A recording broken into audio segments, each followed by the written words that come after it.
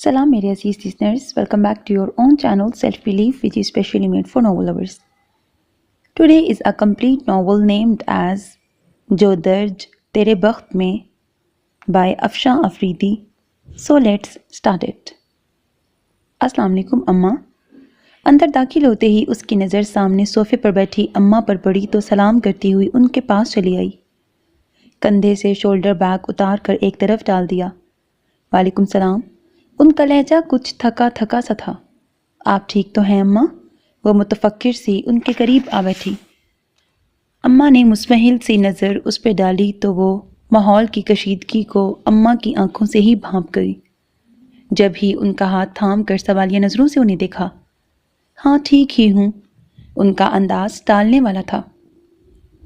क्या बात हुई है अम्मा? मुझे भी नहीं बताएंगी? वो बेख्तियार सवाल कर बैठी थी। अम्मा उसके बेकरार लहजे पर मज़ीद मुतासफ नज़र आने लगी। उसने कयास के घोड़े दौड़ाए तो ध्यान आपी तक जाके ठहर गया, जबकि अम्मा हनूस खामोश शायद अल्फाज तलाश कर रही थी। आपी आई थी क्या? उसके लहजे में इस्तफसार से ज़्यादा यकीन था। उन्होंने इस बात में सर हिलाया। जिस तरह अम्मा ने हूँ की सूरत सर्द आह भरी थी, इसी से इस मामले की नोयत का अंदाज़ा हो गया था। चंद सानिये उसने अम्मा को देखा, फिर खुद से ही कयास करके कहने लगी, फिर कोई झगड़ा किया होगा अदनान भाई ने? बस बेटा, बाज़ रिश्ते इंसानों की आजमाइश बन जाते हैं। ऐसा ही एक रिश्ता दामाद का भी होता है। अगर अच्छा मिल गया तो समझो बेटी की खुशियाँ देखनी नसीब हो गईं, वरना तो यूं ही 8-8 आंसू बहाते ज़िंदगी गुजर जाती है। अम्मा के लहजे में गहरा दुख था। वो अम्मा के लहजे की शिकस्तगी महसूस करके खुद भी अफसुर्दा हो गई। प्लीज़ अम्मा, आप हौसला करें। परेशानियां तो सभी के साथ रहती हैं, आपकी हिम्मत ही तो हम सबका सरमाया है। अगर आप हारने लगी तो हम सब भी सकत खो बैठेंगे। उनका हाथ लबों से लगाते हुए वो उन्हें समझा रही थी। फिर आप ही को देखें, उन्हें भी तो हमें ही हौसला दिलाना है। वो आपके पास तसल्ली के 2 बोल सुनने आ जाती हैं। क्या करे वो और कहाँ जाए? तुम्हारी फुप्पी की भी नहीं सुनता अदनान। जाने क्या बैर है उसे मेरी मासूम बच्ची से। सुफियान बेचारा अलग उसे समझाता है, मगर जाने किस बात का बदला ले रहा है वो हम सब से। अम्मा की आवाज़ रुंध गई। आंसू बहने लगे। प्लीज़ अम्मा, आप मत रोइए, सब ठीक हो जाएगा। अम्मा के आंसू उसके दिल पे गिरते थे। वो उनके नातवा कंधों पर अपना बाजू फैलाकर बेकरारी से बोली तो अम्मा बामुश्किल खुद पे कंट्रोल कर सकी। क्या ठीक हो जाएगा बेटा? 4 साल हो गए इसी आस में, पर जाने माबूद बरहक को क्या मंजूर है। आंचल से आंसू साफ करते हुए वो कह रही थी। लहजे की मायूसी और थकन बहुत वाज़िया थी। कहा भी था तुम्हारे बाबा से मैंने, ना दें एक घर में 2 बेटियां, मगर नहीं सुनी उन्होंने मेरी। पहले एक परेशान थी, वो पुरसकून हुई तो दूसरी के घर का रास्ता देख लिया परेशानियों ने। हमेशा की तरह अम्मा आज भी आपी की किस्मत को अपने उस वहम से मंसूब कर रही थी कि एक घर में 2 बेटियां कभी खुश नहीं रहती। सब किस्मत की बात है अम्मा, वरना बाबा ने ये तो नहीं चाहा था। उन्होंने तो आपी के लिए खुशियों की तमन्ना की थी। वो रसान से बोली, हाँ चाहा तो मैंने भी यही था। सोचा था अपनों में बेटी जाएगी तो सुखी रहेगी, कदर करेंगे वो, मगर मेरी नाजों पली बेटी की वो ऐसी नाकदरी की उन्होंने कि कमला के रह गई है। इस वक्त कहाँ है आपी? कितनी देर वो अम्मा के आंसू पूंछती रही, फिर ख्याल आने पर पूछ बैठी, चली गई हैं घर अपने। क्यों? वो हैरान रह गई। ख्याल यही था कि वो अंदर सो रही होगी।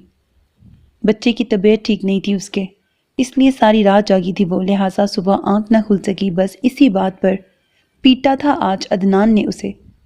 अम्मा के बताने पर उसके रगों में जैसे शरारे से दौड़ने लगे। दिल तो चाहता था कि जाके अदनान को इतनी ही जिस्मानी अजियत दे जितनी कि वो आपी को देता था, मगर आपी की ही खातिर खामोश रहना पड़ता था। बल्कि घर आने पर उससे खुश खल्की का मुजाहरा भी करना उसकी मजबूरी था, क्योंकि दूसरी सूरत में सारा अताब आपी पर उतरता था। चंद सानिये वो अपने गमो गुस्से का कंट्रोल करती खामोश बैठी रही। फिर अम्मा का हाथ थाम कर उन्हें उठाने की कोशिश करते हुए कहा, चलें आप चलकर अपने कमरे में आराम करें, मैं खाना वहीं ले आती हूँ। कॉलेज से वापसी पर वो और अम्मा साथ ही खाती थी। भैया और बाबा तो शाम को आते थे, लिहाजा अम्मा रोज़ाना ही उसका खाने पर इंतज़ार करती थी। नहीं बेटा, रहने दो, मुझे भूख नहीं। प्लीज़ अम्मा, मेरी खातिर थोड़ा सा खा लें। भला खाने से क्या नाराज़गी? وہ تو آپ کا انتظار کر رہا ہے نا، اسے کیوں مایوس کرتی ہیں آپ؟ اس نے موڈ بدل کر فضا کا بوجھل پن کم کرنا چاہا۔ کیا سوچ رہی ہیں آپ؟ مسکراتے ہوئے لاٹ سے کہہ کر پیار بھری نظروں سے انہیں دیکھا، مگر وہ کھوئی کھوئی نظریں اس پر جمائے جانے کیا سوچ رہی تھیں؟ یہی سوچ رہی تھی کہ جانے اللہ نے تمہاری قسمت کیسی بنائی ہوگی۔ اماں آج بے حد حساس ہو رہی تھی۔ لمحے بھر کے لیے وہ لب بھینچ گئی، پھر تو کف کر کے کہنے لگی، بھئی بالکل ویسی ہی حسین بنائی ہوگی جیسے کہ خود مجھے بنایا ہے۔ قدرے گردن اکڑا کے کہا، آمین۔ اماں کا انداز بے ساختہ اور بھرپور تھا۔ چلیں اسی بات پہ پھر کھانا ہو جائے، ایمان سے سخت بھوک لگی ہے۔ ماتھے پر آئی لٹوں کو سمیٹتے ہوئے اس نے کہا تو اماں کو اس پہ ترس آ گیا۔ وہ کالج سے بھوکی آئی ان کے پاس بیٹھ کر ان کی دلجوئی کر رہی تھی، سو انہیں ناچار اٹھنا ہی پڑا۔ کھانا تیار تھا، وہ گرم کر کے میز پہ چیزیں رکھنے لگی۔ کھانے کا کس کافر کا دل چاہ رہا تھا؟ آپی والے واقعے نے طبیعت مکدر کر دی تھی، مگر اسے اماں کا ساتھ صرف اسی لیے دینا تھا کہ اگر وہ نہ کھاتی تو اماں بھی نہ کھاتی، اور دوسری طرف اماں کی بھی یہی مجبوری تھی۔ پتہ نہیں کیسا ہوگا مون، تم ذرا کھانے کے بعد فون کرنا امینہ کو۔ انہیں آپی کے بیٹے کی بھی فکر لگی تھی۔ اس نے اسبات میں سر ہلا دیا۔ ویسے آپ نے انہیں روکا تو ہوتا اماں، میں اپنے ساتھ انہیں ڈاکٹر کے پاس لے جاتی، مون کو بھی دکھا لیتے اور آپی کو بھی۔ اس نے گلاس لبوں سے لگاتے ہوئے کہا تھا میں نے، مگر وہ جلدی میں تھی، عدنان کو بتائے بغیر جو آئی تھی یہاں۔ اماں کے انداز میں دل گرفتگی اور آواز میں شکستگی بڑی واضح اور ان کی دلی کیفیت کی عکاس تھی۔ اس نے بمشکل نوالہ حلق سے اتارا اور پانی کا بڑا سا گھونٹ پی کے اٹھ کھڑی ہوئی۔ کہاں چلی؟ اماں اسے یوں اجلت میں اٹھتا دیکھ کے حیران ہوئی۔ فون کرتی ہوں آپی کے گھر۔ اس کا دل تو خود وہیں اٹکا ہوا تھا۔ اماں نے اسے ٹوکنا اور روکنا چاہا، مگر وہ دانستہ نظر انداز کرتی لاؤنج میں آ گئی۔ اماں بھی پیچھے ہی چلی آئیں۔ فون آپی نہیں اٹھایا تھا، اسے ان کی آواز واضح طور پہ بھیگی ہوئی لگی۔ کیسی ہیں آپ آپی؟ بالکل ٹھیک ہوں جانو، تم سناؤ کیا حال احوال ہیں؟ وہ لہجہ فریش بنا کے بولی۔ ارے ہمارے حال احوال تو وہی ہیں، یعنی مزے کے دن اور مزے کی راتیں۔ اماں منتظر سی کھڑی تھی، مگر اسے آپی کے سوال کے جواب میں کچھ تو کہنا ہی تھا۔ گویا راوی چین ہی چین لکھ رہا ہے۔ جانے یہ سچ تھا کہ اسے ہی میں ایسا محسوس ہوا جیسے آپی کے لہجے میں اچانک کمزوری آ گئی تھی، محرومی سی جھلکنے لگی تھی۔ راوی لکھ تو نہیں رہا، مگر ہم زور زبردستی کروا کے لکھنے پہ مجبور ضرور کر رہے ہیں۔ یوں بھی آپ کو تو معلوم ہے آج کل صبر کا نہیں جبر کا دور ہے۔ آپی کی طرح وہ بھی بظاہر ہنستے ہوئے کہہ رہی تھی، مگر در پردہ وہ آپی کو جانے کیا جتانا چاہ رہی تھی۔ وہ شاید سمجھ گئی تھیں، جب ہی موضوع بدلتے ہوئے کہنے لگی، چلو اچھا ہے، کم از کم تمہیں تو اس دنیا کے ساتھ قدم سے قدم ملا کے چلنے کا کرینہ آ گیا، ورنہ تم بھی پیچھے رہ جاتی، اور پیچھے رہ جانے والوں کے لیے زمانے کی ٹھوکروں کے سوا کچھ نہیں ہوتا۔ آپی کی آواز میں درد کے انگارے سلگ رہے تھے جو اس کا بھی دامن دل راکھ کر گئے، لیکن اسے آپی کا بھرم رکھنا تھا۔ مون کیسا ہے؟ خود کو بکھرنے سے بچانے کی خاطر اس نے اماں کی جانب دیکھا۔ اس کے سوال پر اماں کی ساری بے چینی ان کی مشفق آنکھوں میں آ ٹھہری۔ اب ٹھیک ہے، دراصل اماں کے یہاں سے واپسی پر میں نے ڈاکٹر کو دکھایا تھا، دوا دی ہے اس نے، ماشاءاللہ 2-3 گھنٹوں میں ہی افاقہ ہو گیا ہے۔ اس کا دل چاہا پوچھے کہ آپ کیسی ہیں، آپ کے زخم کیسے ہیں، مگر ہمت نہ ہو سکی پوچھنے کی۔ جب ہی اماں کو ریسیور تھما کر وہ کمرے سے باہر نکل آئی، کچن میں آ کر کھانا فریج میں رکھا، برتن دھوئے اور صفائی کر کے اسٹرانگ سی چائے بنائی، اور اماں کے لیے دوا اور چائے لیے لاؤنج میں چلی آئی۔ وہ فون بند کر چکی تھی۔ اسے چائے اور دوا سمیت آتا دیکھ کر ایک پھیکی اور مبہم سی مسکراہٹ ان کے لبوں پر بکھر کر غائب ہو گئی۔ کتنا خیال رکھتی تھی وہ ان کا۔ میں نے سوچا ہے اماں، آج میں زرمینہ اپیا کے گھر جاؤں گی، ان سے کہوں گی کہ وہ سفیان بھائی سے کہیں کہ وہ عدنان بھائی سے باز پرس کریں، آخر یہ سب کب تک چلے گا؟ نہ بیٹا، سفیان یا زرمینہ سے کچھ کہنے کی ضرورت نہیں۔ اماں نے فوراً اسے ٹوک دیا تھا۔ جواباً وہ انہیں الجھ کے دیکھنے لگی۔ مگر کیوں اماں؟ سفیان بھائی بڑے ہیں، عدنان بھائی سے بڑے بھائی والد کی جگہ ہوتے ہیں، ہو سکتا ہے سفیان بھائی کے شرمندہ کرنے سے۔ وہ بڑی امید سے کہہ رہی تھی، مگر اماں نے اس کی بات کاٹ دی۔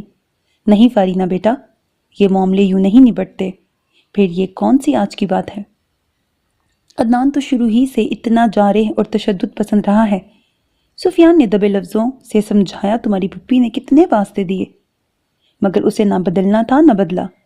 بلکہ گھر ہی الگ کر لیا۔ اب اگر جو سفیان نے ایسی کوئی کوشش کی تو وہ شاید سب سے ملنا جلنا بھی چھوڑ دے۔ اس طرح تو میری بچی اور اکیلی ہو جائے گی۔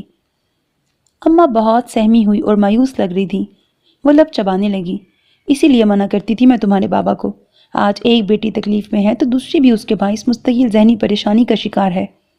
بس یوں ہی ایک گھر کی دیواروں میں پڑنے والی دراڑیں دوسرے گھر کی بھی بنیادیں کمزور کرنے لگتی ہیں۔ ان کا پرسوچ انداز اس کے دل میں اتر گیا۔ کیا زرمینہ اپیا بھی پریشان ہے آپی کی وجہ سے؟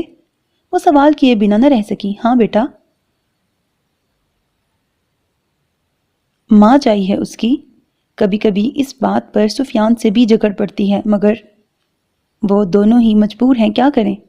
اماں کی بات ٹھیک تھی۔ وہ سر جھکا گئی۔ دل میں ہزاروں خدشوں نے بیک وقت کروٹ لی۔ اب تمہارا کیا ہوگا فرینا احمد؟ خود سے سوال کیا۔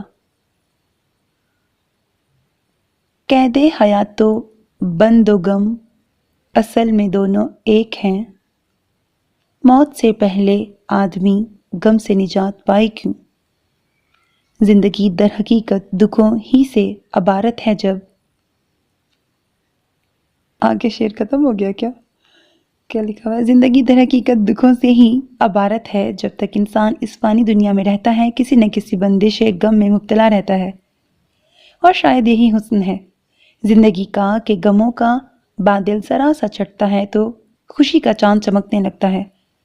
دکھ سکھ کے آنے جانے سے ہی زندگی میں جاذبیت اور امنگ ہوتی ہے، ورنہ تو یکسانیت اور جمود حسن حیات کو مسخ کر کے رکھتے۔ انسانی تدبیر کا اس میں کتنا حصہ ہے؟ شاید کچھ بھی نہیں۔ ہوتا وہی ہے جو کاتب تقدیر ہمارے مقدر میں رقم کر دیتا ہے، پھر بھی جانے کیوں؟ حضرت انسان پچھتاووں کے انگارے اپنے دل پہ محسوس کیے جاتا ہے، جیسے اگر وہ چاہتا تو اپنے غموں کو خوشی سے بدل بھی سکتا تھا، حالانکہ ایسا ہرگز نہیں۔ اگر یوں ہو سکتا تو ہر شخص آج مسرور اور شاداں ہوتا۔ ہاں یہ ضرور ہے کہ جب وقت کے فیصلے پر آخری مصر انسان خود لگائے، آخری مہر انسان خود لگائے، تو پھر تمام عمر اس احساس سے باہر نہیں نکل سکتا کہ اس فیصلے سے حاصل ہونے والے سود یا خسارے میں اس کا اپنا بھی ہاتھ شامل رہا ہے۔ شاید اسی لیے اماں اور بابا امینہ آپی کی منتشر زندگی کو دیکھ دیکھ کر رنجیدہ اور نادم ہوا کرتے تھے۔ بابا کو اپنے فیصلے پر پچھتاوا ہوتا کہ کیوں انہوں نے بہن کی محبت میں آ کر امینہ کی شادی عدنان سے کر ڈالی، جبکہ اس کے مزاج سے تھوڑی بہت آشنائی بھی تھی، کہ بہرحال وہ خاندان کا فرد تھا، کیسے نہ جانتے اس کے بارے میں۔ مگر انہوں نے بہن کے سوال کرنے پر اپنا قیمتی سکہ ان کے کاسے میں ڈال دیا تھا، جبکہ اماں کو اب یہ خیال ستاتا کہ کاش انہوں نے اپنی بیٹی کے لیے اس وقت بابا کو منع کر دیا ہوتا تو شاید یہ سب کچھ یوں نہ ہوتا۔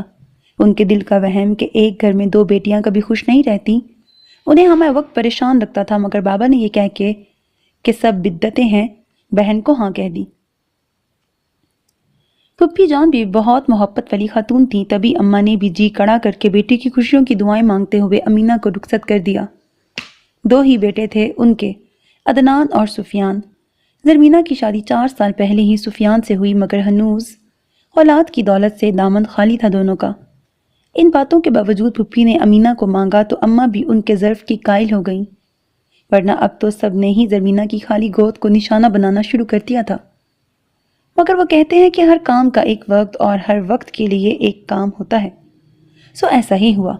ادھر امینہ نے عدنان کے ساتھ زندگی کا آغاز کیا تو دوسری طرف زرمینہ کو اللہ تعالیٰ نے اولاد کی نعمت سے نواز دیا۔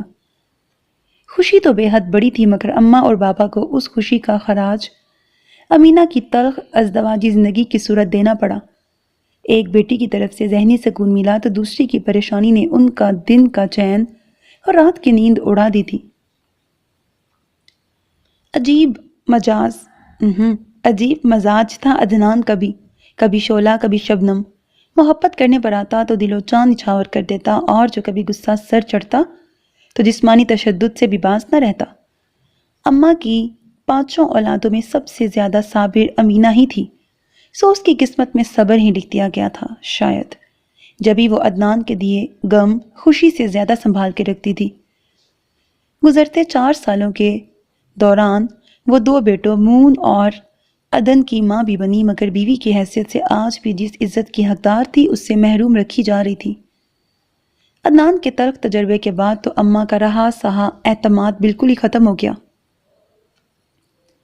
لہٰذا روحینہ کی شادی انہوں نے بڑی لیتو لال کے بعد چھوٹی خالہ کے گھر کی تھی۔ حارث اور روحینہ کی پسندیدگی کا کچھ تو علم اماں کو تھا ہی، اور کچھ حارث کی کوششوں اور عاجزی سے کیے گئے اصرار نے بھی ان کے حق میں اماں کا ووٹ کر دیا تھا۔ خالہ بہت دھوم دھڑکے سے بارات لائیں اور ناز سے بیاہ کر روحینہ کو لے گئیں۔ بیتے 2 سالوں میں اماں کو روحینہ کی طرف سے کوئی پریشانی نہیں ملی۔ ابتدا میں تو وہ خاصی متفکر رہتی تھی، ہزار خدشے انہیں پریشان کیے رکھتے، مگر آہستہ آہستہ سب کچھ نارمل ہو گیا تو وہ بھی پرسکون ہو گئیں۔ حارث ان کی بہن کا بیٹا تھا تو عدنان بابا کی بہن کی اولاد تھا، مگر دونوں طرف کے تجربے انہیں مختلف ہوئے تھے۔ روحینہ کو پرسکون دیکھ کر اور زمینہ کی اطمینان بخش زندگی اماں اور ابا کو امینہ کے لیے اور بھی متفکر کر دیتی تھی۔ بھابھی بھیا بھی بابا کی طرح ٹھنڈے مزاج کے تھے، سو اماں کے باز رکھنے پر خون کے گھونٹ پی جاتے تھے۔ اب تو اماں نے انہیں اور بابا کو ان تمام باتوں سے علم رکھنا شروع کر دیا تھا، کیونکہ بیٹی دے کر سر اٹھانے کی سکت تو تھی نہیں ان میں، لہٰذا انہیں پریشان کرنے کا بھی کوئی فائدہ نہیں تھا۔ سب سے آخر میں فارینہ احمد تھی جو اماں کا سایہ بنی رہتی تھی، لاڈلی تھی، لہٰذا اماں کے بغیر اسے زندگی نہیں لگتی تھی۔ جہاں جانا جو کرنا ہے سب اماں کی خوشی اور ان کی منشا سے ہوتا تھا۔ در حقیقت وہ اماں کو اپنی ذات سے خوش رکھنا چاہتی تھی، جانتی تھی کہ شادی کے بعد بیٹیوں کے لیے والدین کو خوش رکھنا ان کے اپنے اختیار میں نہیں رہتا۔ ہرے، روحینہ جی آئی ہیں۔ گیٹ سے اندر داخل ہوتے ہی لان میں پڑا گڑیا کا پرام دیکھ کر اس کو پتہ چل گیا کہ روحینہ آئی ہوئی ہیں۔ دل میں کسی خیال کے تحت پھول سے کھل گئے۔ ہفتے سے محترمہ اپنے سسرال کی کسی شادی میں کوہاٹ گئی ہوئی تھی، لہٰذا اتنے دنوں بعد ان سے ملنے کی خوشی نے ساری تھکن بھلا دی۔ آدھا لان تقریباً بھاگ کر طے کرنے کے بعد وہ تیزی سے لاؤنج کی طرف بڑھی تو اندر سے باہر آتے حشام سے ٹکراتے بمشکل بچی، سنبھل کر بھئی۔ وہ بھی سرد سے ٹھٹکا تھا۔ اپنے سامنے دیکھ کر تو یوں بھی وہ کچھ کنفیوز ہو جاتی تھی۔ اس پر متضاد حشام کا جملہ اسے خفت سے سرخ کر گیا۔ السلام علیکم۔ اپنی خجالت پر قابو پاتے ہوئے اس نے نارمل سے انداز میں کہا، وعلیکم السلام، کیسی ہو؟ اس نے بڑے گہرے لہجے میں سوال کیا۔ ٹھیک ہوں، ایک نظر دیکھ کر پلکیں جھکا لیں۔ حشام کو چند ثانیے دیکھنا بھی اسے محال ہو گیا۔ وہ اپنی آنکھوں میں ان گنت روشنیاں سجائے اس کے سراپے کو توصیفی نظروں سے دیکھ رہا تھا۔ کالج کے وائٹ یونیفارم میں گلابی چہرہ لیے بکھری لٹوں سے پریشان ہوتی وہ سیدھی دل میں اتری جا رہی تھی۔ دھوپ کی تمازت اور حشام کی موجودگی سے رخسار لہو رنگ ہو رہے تھے۔ اور پڑھائی کیسی جاری ہے؟ پھر سوال ہوا۔ A1۔ اس کے سوال کا مختصر جواب دے کر وہ خاموش ہو گئی۔ اچھا، میں چلتا ہوں۔ اسے کنفیوز سا انگلیاں مسلتے دیکھ کر وہ مسکرایا اور پھر گیٹ کی طرف بڑھا۔ ارے اتنی جلدی؟ بے اختیار اس کے لبوں سے پھسل پڑا۔ حشام نے سرد سے پلٹ کر اس کے بے اختیاری پر مسکراتے ہوئے معنی خیز نگاہوں کو اس پر ٹکا دیا۔ میرا مطلب تھا آپ کھانا تو کھا لیتے۔ وہ گڑبڑا کر ہونٹ کاٹتے ہوئے بمشکل کہہ سکی۔ نہیں، اس وقت مجھے کہیں جانا ہے۔ یوں بھی جس مقصد کے لیے میں آیا تھا وہ تو پورا ہو گیا۔ معنی خیزی سے اس نے کہا تو فارینہ احمد کی ہتھیلیوں میں نمی اتر آئی۔ ایک حجاب آلود تبسم لبوں کی تراش میں آ ٹھہرا۔ حشام نے دلچسپی سے اس کے چہرے پر اترے رنگوں کی دھنک کو دیکھا۔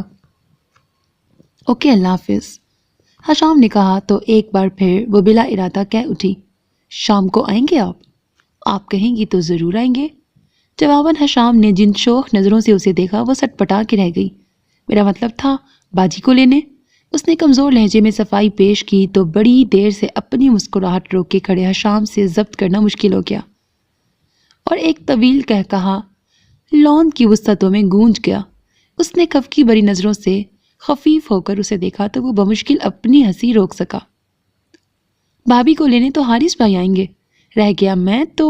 بات ادھوری چھوڑ کر وہ مسکرایا تو فارینہ کا دل چاہا اپنا سر پیٹ لے۔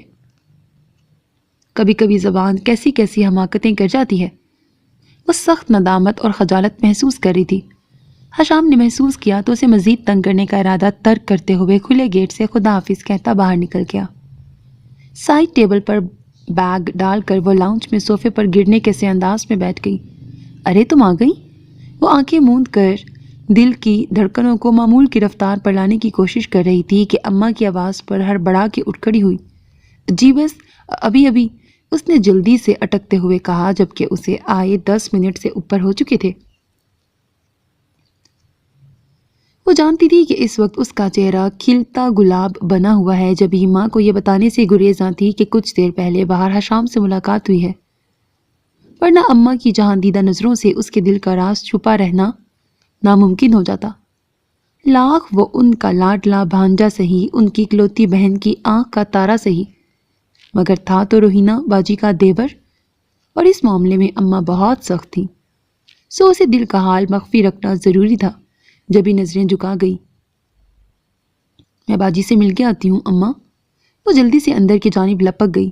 السلام علیکم، اعلانیہ انداز میں کہتی وہ روہینہ کے کندھے پہ جھول گئی۔ وعلیکم السلام، کہاں تھی تم اتنی دیر سے؟ میں کب سے تمہارا انتظار کر رہی تھی، اور گڑیا تو انتظار کرتے کرتے سو بھی گئی۔ روہینہ اسے دیکھتے ہی محبت سے شروع ہو گئی۔ بس آپ ہی کالج سے آتے آتے مجھے اتنا وقت تو ہو ہی جاتا ہے۔ وہ ہنس کر سامنے بیٹھ گئی۔ بلکہ آپ بتائیں، آپ نے بے مروتی کے جو ریکارڈ قائم کیے ہیں انہیں کون توڑے گا؟ غضب خدا کا، ہفتے کا کہہ کے گئی تھی موصوفہ، اور آج 3 ہفتے 2 دن کے بعد تشریف آوری ہوئی ہے۔ اس نے شکایتی نظروں سے انہیں گھورا تو ہنس پڑی۔ ارے نہیں، آئی تو میں کل صبح تھی، مگر حارث کو آفس جانا تھا، سو آج حشام کے ساتھ آئی ہوں۔ گڑیا کی بھی طبیعت کچھ ٹھیک نہیں تھی، لہٰذا کل آنا نہ ہو سکا، وہ بتا رہی تھی۔ حشام کے نام پر اس نے چہرہ سوئی ہوئی گڑیا پہ جھکا دیا۔ ابھی ذرا دیر پہلے کہ اس کے فکرے سماعتوں میں گونجے تو آپ لبوں کو مسکراہٹ نے چھو لیا، جبکہ روہینہ اپنا بولے جا رہی تھی۔ چلو فارینہ، کھانا لگ گیا ہے، اب اٹھ جاؤ۔ اماں نے آ کر اسے پکارا تو وہ گڑیا کو جگانے کا ارادہ ترک کرتے ہوئے اٹھ کھڑی ہوئی۔ آپ چلے باجی، میں ذرا یونیفارم تبدیل کر کے آتی ہوں۔ اس کے کہنے پر روہینہ اماں کے ساتھ ڈائننگ روم کی طرف چل دی تو وہ اپنے کمرے میں آ گئی۔ شاور لے کر چینج کیا اور بال سلجھا کر ڈائننگ روم میں آ گئی۔ آج اماں نے روہینہ کی پسند کا مینیو تیار کیا تھا۔ وہ چکن کڑھائی اور ایگ فرائیڈ رائس دیکھ کے مسکرا دی۔ واہ بھئی، شادی شدہ بیٹیوں کے بھی کیا عیش ہوتے ہیں، میں کہ آتی ہیں تو ہر کام ان کی منشا اور پسند سے کیا جاتا ہے۔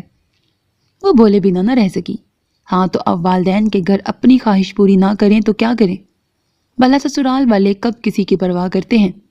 اماں نے سرد آہ بھر کر کہا تو وہ دونوں بھی یکدم ملول ہونے لگی۔ اماں کی آنکھوں میں امینہ آپی کا سراپا ڈولتا نظر آ رہا تھا۔ کیوں باجی، کیا خالہ جان بھی ٹپیکل ساس ہیں؟ اس نے جلدی سے موضوع کا رخ بدلنے کی خاطر شوخی سے سوال کیا۔ ارے نہیں، خالہ جان تو بالکل اماں کی طرح خیال رکھتی ہیں، اس لیے بھی کہ ان کی کوئی بیٹی نہیں، مجھے ہی سب کچھ سمجھتی ہیں، بہو بھی اور بیٹی بھی۔ روہینہ کے چہرے پر طمانینت کے ان گنت رنگ بکھرے ہوئے تھے۔ کھانے کے بعد چائے بنا کر وہ لاؤنج میں آئی تو روہینہ اس کے لیے کچھ گفٹ نکالے بیٹھی تھی۔ کوہاٹ کی کچھ سوگاتیں تھیں اور کچھ شمالی علاقہ جات سے بھی لیا تھا انہوں نے اس کے لیے۔ تھینک یو سو مچ۔ اس نے پیکٹ کھول کر دیکھا تو تشکر سے بولی، اور یہ دیکھو، تصویریں ہیں وہاں کی، ہم نے بنوائی تھی۔ ایک البم اٹھا کے انہوں نے اس کی گود میں ڈال دیا۔ کوہاٹ کی شادی کی تصاویر تھیں، کچھ خوبصورت مقامات پر سیر و تفریح کے وقت کی تھیں۔ آخر میں 3-4 حشام کی تصاویریں بھی تھیں۔ وہ انہیں دیکھ کر چونک گئی۔ ارے یہ حشام کی تصویریں اس میں کہاں سے آ گئیں؟ روہینہ بھی تفصیل بتاتے بتاتے ٹھٹکی۔ ایک تو حارث بھی ہر چیز ادھر ادھر کر دیتے ہیں، دوسرے لمحے وہ حارث بھائی کی بے اعتدالیوں کو مورد الزام ٹھہرا رہی تھی۔ وہ منہ پھیر کر مسکرا دی کیونکہ جانتی تھی کہ یہ تصویریں کس نے البم میں رکھی تھی۔ چھٹی کا پورا دن تو گھر کی صفائی اور ہفتے بھر کے رکے ہوئے کام مکمل کرنے میں گزر جاتا تھا، لہٰذا دوپہر میں جب وہ سب کاموں سے فارغ ہوئی تو بھیا کے ساتھ امینہ آپی کی طرف جانے کا پروگرام بنا لیا۔ تمہیں جانے کی کیا ضرورت ہے، آج چھٹی کا دن ہے، انہیں فون کر کے یہیں بلا لو۔ بھیا عدنان کی وجہ سے وہاں جاتے ہوئے ہمیشہ حجت کرتے تھے۔ آپ جانتے تو ہیں کہ آپی کا آنا مشکل ہے، وہ دھیمے لہجے میں بولی تو بھیا کی بھویں تن گئیں۔ प्लीज़ भैया, उसने लजाजत से कहा। यार एक ही तो दिन होता है आराम का, उसे भी तुम यार बरादरी की नज़र करा देती हो। उसकी लजाजत पर उनका लहजा पस्त हो गया था। उसे लम्हे भर के लिए भैया पर तरस तो आया, मगर क्या करती, बाबा ने तो बहुत अरसा पहले इस जिम्मेदारी से दामन छुड़ा लिया था। लिहाजा कहीं जाना होता तो भैया ही की गर्दन पतली नजर आती थी, और वो भी हमेशा इस फर्ज को बाहुस्नो खूबी संभालते थे। अलबत्ता अमीना आपी की बात अलग थी। उनके यहाँ जाते हुए उनका गुरेज शुरू शुरू में तो उसे भी हैरान कर देता था, मगर अब वो आदी हो गई थी, क्योंकि अदनान भाई के रवैये का उसे भी अंदाजा हो गया था, जिसे इब्तदा में अम्मा उससे भी छुपाती रही थी। प्लीज़ भैया, आपको नाज भाभी की कसम। लोहा गरम देखकर उसने आखिरी ज़रब लगाई। फारी। भैया ने उसे मसनूई गुस्से से घूरा तो वो हंस पड़ी। भाई, यही तो रब का आखिरी पत्ता है, इतनी आसानी से भला आप कब मानते हैं? उसका अंदाज छेड़ने वाला था। भैया के लबों की मुस्कुराहट गहरी हुई। महज वहम है तुम्हारा, वरना मैं वैसे भी तुम्हारी फरमाइशें पूरी करता ही रहता हूँ, उन्होंने बज़ाहिर लापरवाही से कहा, मगर वो फरनास के नाम पर उनकी आंखों में जलने वाले दीप देख चुकी थी। रिश्ते इंसान को किस कदर तहफ़्फ़ुज़ और आज़ादी देते हैं, जज्बों के इजहार के लिए रिश्तों की डोर होना कितना ज़रूरी है, वो सोचे बिना न रह सकी। भैया फरनास भाभी के नाम पर कितने खुश नज़र आ रहे हैं, और एक मैं हूँ कि अपने चेहरे पर खिलने वाली धनक छुपाने के लिए क्या क्या जतन नहीं करती। अब जाओ और जाके तैयार हो जाओ, पूरी भंगल लग रही हो। जाती हूँ बाबा। वो मज़ीद कुछ कहने का इरादा मौकूफ़ करके मुस्कुराती उन्हें छोड़कर बाहर आ गई। काम तो मुकम्मल ही था, सिर्फ रात का खाना बनाना था। लिहाजा जल्दी से कीमा निकालकर उसमें बिरयानी का तमाम मसाला डाला और प्रेशर कुकर बंद करके चली गई। शावर लेकर निकली तो कीमा तैयार था, लिहाजा चावल डालकर दम लगाया और कमरे में आके कपड़े तब्दील कर लिए। रात को जल्दी लौट आना, तुम्हारी आदत है, जहाँ जाती हो वहीं की हो जाती हो। वो बाल खुश्क कर रही थी कि अम्मा ने आकर हदायत जारी करना शुरू कर दी। वो जानती थी कि भैया के कहने पर अम्मा उसे समझा रही हैं, लिहाजा मुस्कुराकर महज सर हिलाती रही। और जब तक बाल खुश्क हुए अम्मा उसे अमीना से ये कहना और वो कहना की तफसील बताती रही। ओके अम्मा, जैसा आपने कहा बिल्कुल वैसा ही करूँगी। अलबत्ता खाना मैंने तैयार कर दिया है, आप बस सलाद और रायता बना लीजिएगा, मैं जल्दी आ जाऊँगी। सैंडल के स्ट्रेप लगाकर उसने अम्मा से कहा और हैंड बैग उठा के बाहर आ गई। लाउंज में देखा तो भैया गायब थे, जबकि वो समझ रही थी कि वो तैयार बैठे होंगे, लिहाजा कोफ्त से बुड़बुड़ाते हुए भैया के कमरे की तरफ आ गई। लीजिए, मैं बिल्कुल तैयार हूँ, अब चलिए। कहाँ? कमरे में दाखिल होते हुए उसने जैसे ऐलान किया, मगर अंदर भैया की जगह एक अजनबी शख्स को सवालिया नज़रों से देखकर इस कदर हरासा हुई कि सटपटाकर 2 कदम पीछे हट गई। बड़ी हैरत से सवाल हुआ था, वो बुरी तरह खज्जल हो गई। बताइए ना, आप कहाँ जाने की बात कर रही थी? अजनबी बड़ी शाइस्तगी से पूछ रहा था। आंखों में उसके लिए दिलचस्पी के रंग हिलकोरे ले रहे थे।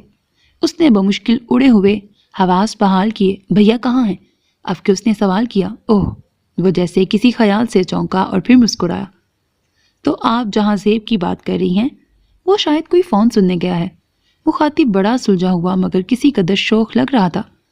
वो सर हिलाकर बाहर निकलने को थी कि उसके पुकारने पर एक बार फिर रुक गई। जी? पलट कर सवालिया नज़रों से हैरानगी से उसे देखा।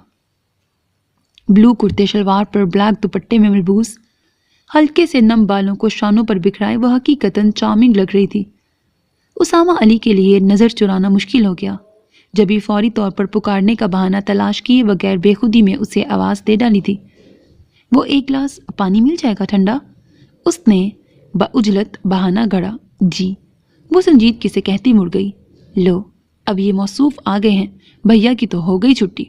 वो बुड़बुड़ाती किचन में आई तो भैया वहीं थे। अरे आप क्या कर रहे हैं? वो उन्हें मसरूफ़ देखकर ठिठकी। मेरा बड़ा पुराना दोस्त उसामा आया है, उसके लिए चाय बना रहा था। वो मज़े से केतली में पत्ती डालते हुए बोले। तो आप मुझसे कह देते, मैं बना देती। लाइए मुझे दीजिए। वो आगे बढ़ी। नहीं रहने दो, अब तो बन गई। असल में तुम तैयार हो रही थी, लिहाजा मैंने तुम्हें जहमत नहीं दी। भैया के शफकत भरे लहजे पर वो सरशार सी हो गई। मेरी आदतें ना बिगाड़ें भैया, बाद में परेशानी होगी। वो मुस्कुराई। अरे तुम फिक्र मत करो, हम तुम्हारे लिए अपने जैसे ही किसी अच्छे बंदे का चुनाव करेंगे। वो बोले।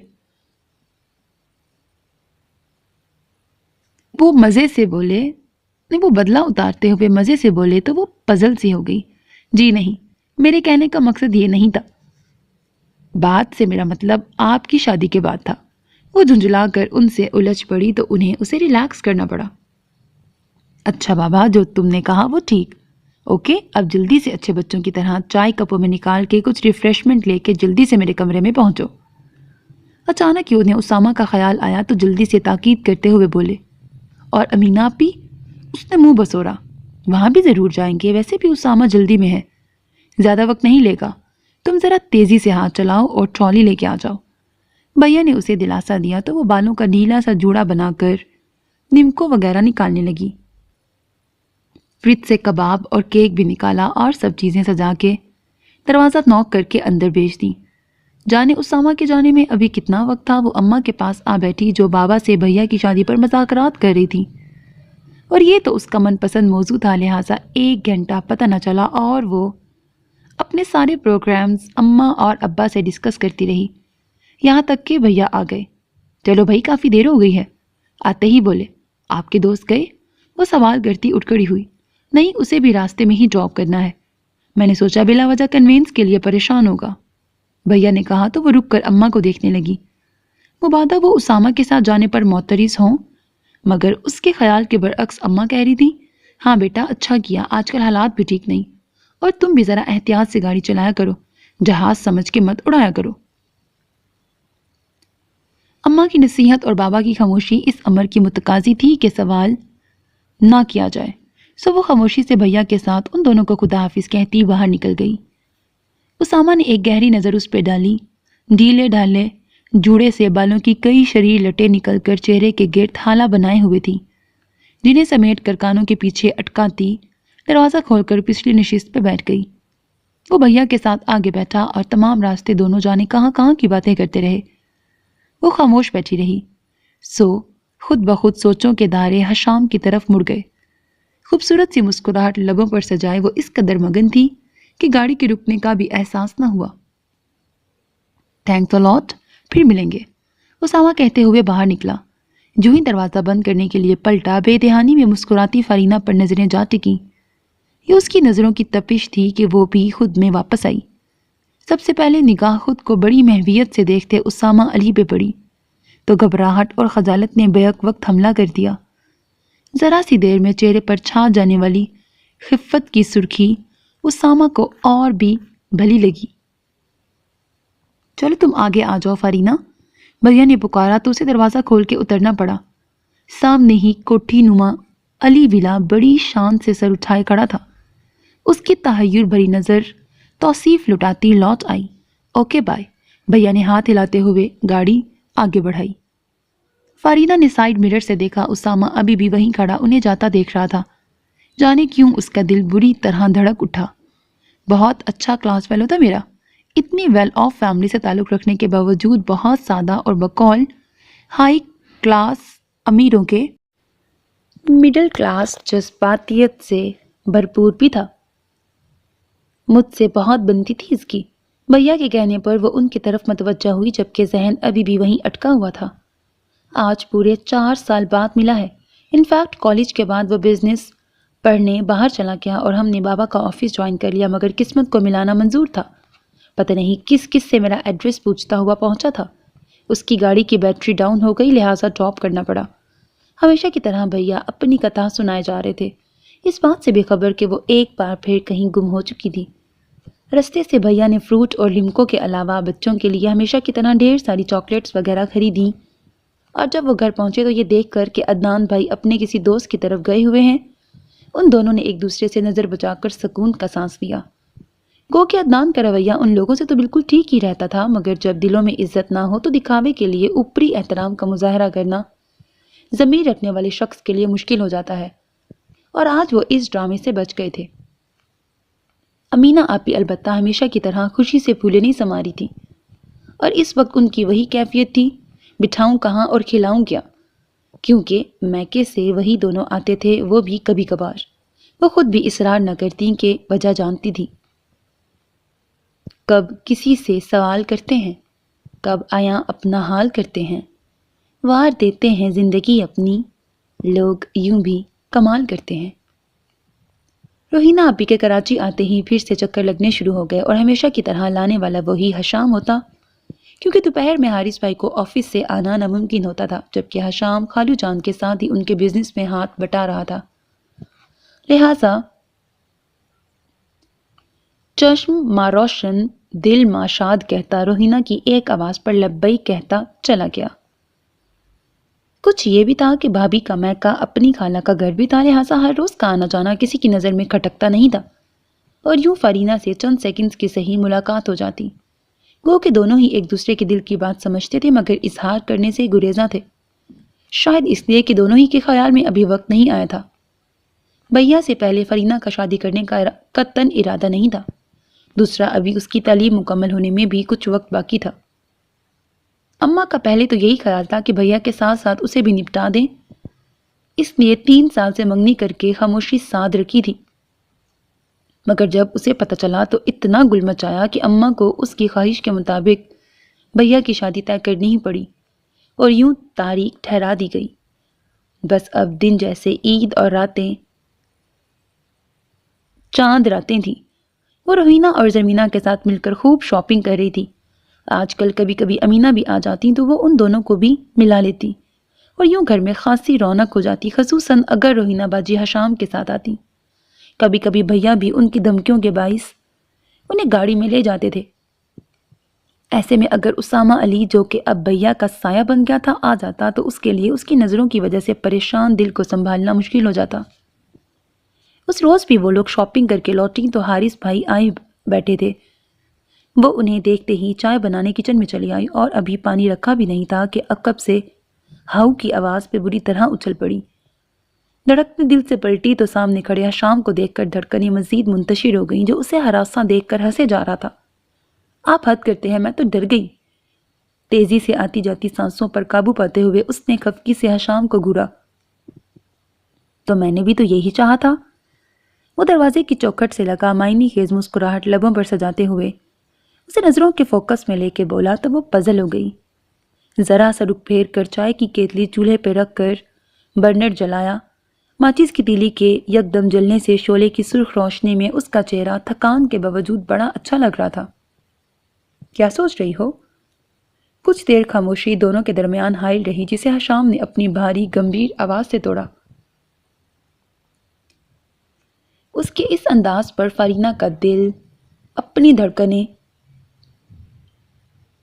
بھلانے لگا تھا، اور نہ جانے کیوں وہ گھبراہٹ کا شکار ہونے لگتی تھی۔ ابھی بھی یہی ہوا تھا، لہٰذا نگاہوں کا زاویہ بدل لیا۔ کچھ نہیں، بس یہی سوچ رہی تھی کہ آپ کب آئے۔ بلاخر اسے بھی کچھ نہ کچھ سوچ ہی گیا۔ حشام اس کی بات پر دھیرے سے مسکرا دیا، عین اسی وقت جب دل سے کسی نے ہمیں یاد کیا۔ جواباً وہ اس قدر وثوق سے بولا کہ فارینہ نے الجھ کر اس کی طرف دیکھا، جو اپنی ڈارک گرے آنکھوں میں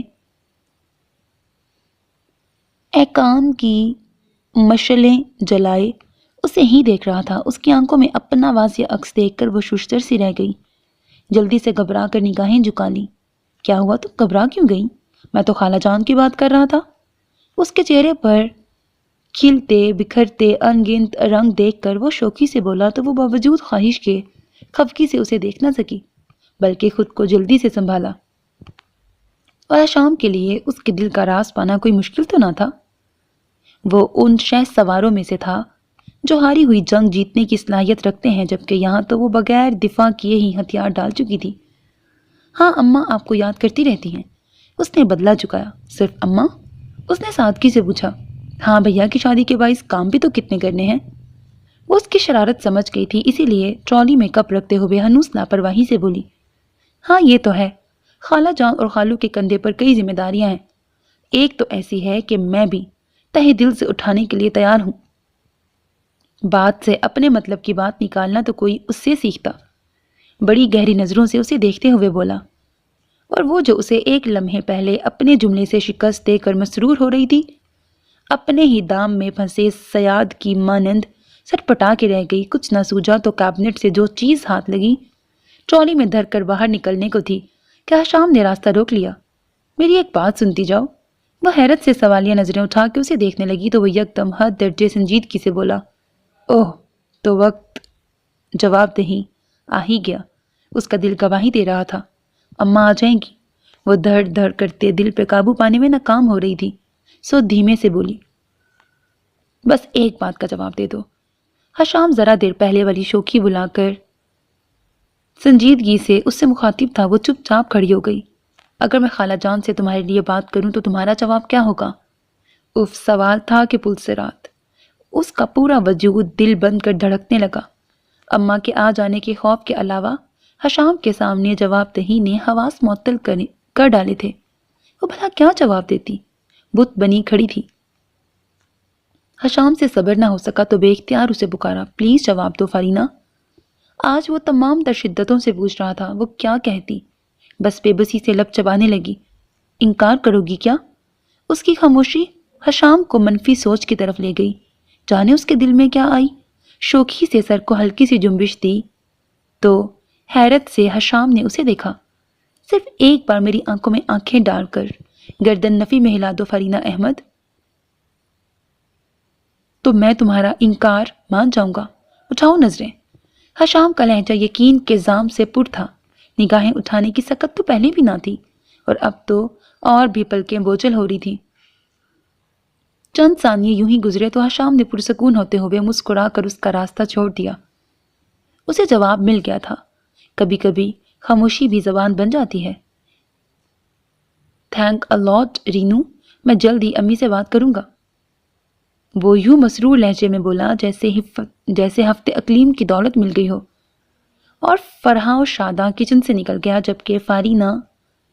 جبکہ فارینہ احمد دل میں بجتی خوشگوار گھنٹیوں کا شور ساکت کھڑی سنتی رہی تھی۔ پلکیں نہ جھپکتی تھیں کہ گفتار عجب تھی، آنکھوں کے لیے ساتے دیدار عجب تھی، خاموش تھے لب صورت اقرار عجب تھی، کیا کہتے صفائی میں کہ سرکار عجب تھی۔ وہ یوں خوش تھی جیسے ساری کائنات کے خزانے اس کے قدموں میں ڈھیر کیے جا چکے ہوں۔ وہ خاموش اقرار حشام کی محبتوں میں مزید اضافہ کر گیا تھا، اور ایسے میں اسے اسامہ علی کا خیال بھی نہ آتا جو اندیشوں کا ایک نیا جہان آباد کر رہا تھا۔ اماں اور ابا وغیرہ اس کی خوشی کو بھیا کی شادی کا رد عمل سمجھ رہے تھے، اور کسی حد تک یہ درست بھی تھا۔ اکلوتے بھائی کی شادی کا ارمان تو چاروں بہنوں کو یکساں تھا، البتہ وہ چونکہ سب سے چھوٹی تھی لہٰذا ہر چیز کا کھل کے اظہار کرتی تھی۔ ایک ہفتہ رہ گیا تو تینوں بہنیں رہنے کے لیے آ گئیں۔ عدنان نے جانے کیسے امینہ کو بھی اجازت دے دی تھی۔ شاید اماں اور بابا کی مشترکہ کوششوں کا نتیجہ تھا، البتہ امینہ یہاں آئیں تو خاصی مسرور دکھائی دے رہی تھی، اور یہ بات سب نے محسوس کی کہ اپنے گھر میں ان کے چہرے پر ایسی خوشی کی اور طمانینت کی رمق کم ہی نظر آتی تھی۔ اس کی بقیہ کزنز بھی آ گئیں تو اس نے ڈھولکی رکھ لی، سارا وقت ایک ہنگامہ مچائے رکھتی تھی۔ ایسے میں خالہ جان اسے اماں کی ڈانٹ ڈپٹ سے بچاتی تھی۔ شاید حشام کے دل کی خواہش وہ بھی جان گئی تھی، جب ہی اعزازی پیار سے اسے نوازتی۔ ایک طرف تو وہ بھانجی تھی، دوسرا بیٹے کی خوشی بھی تھی، لہٰذا وہ ہمہ وقت اس پر صدقے واری رہتی۔ بھیا کے چہرے پر بھی خوشیوں کا راج تھا، جسے دیکھ کر گھر کا ہر ایک فرد بے حد شاد و فرح نظر آتا، خصوصاً اماں اور بابا کے دل میں انہیں دیکھ کر گہرا اطمینان جاگزیں ہوتا۔ اپنے فیصلے کی سلیب ایک بیٹی کے ناتواں کندھوں کا بوجھ بنانے کے بعد سے وہ دونوں بے حد حساس ہو گئے تھے۔ جبھی بھیا کی پسند فرناز کو بلا تردد اپنا لیا تھا۔ کچھ یہ بھی تھا کہ فرناز اخلاق و سیرت اور خاندان و تعلیم کے لحاظ سے کسی سے بھی کم نہ تھی، اس پر صورت بھی پیاری تھی۔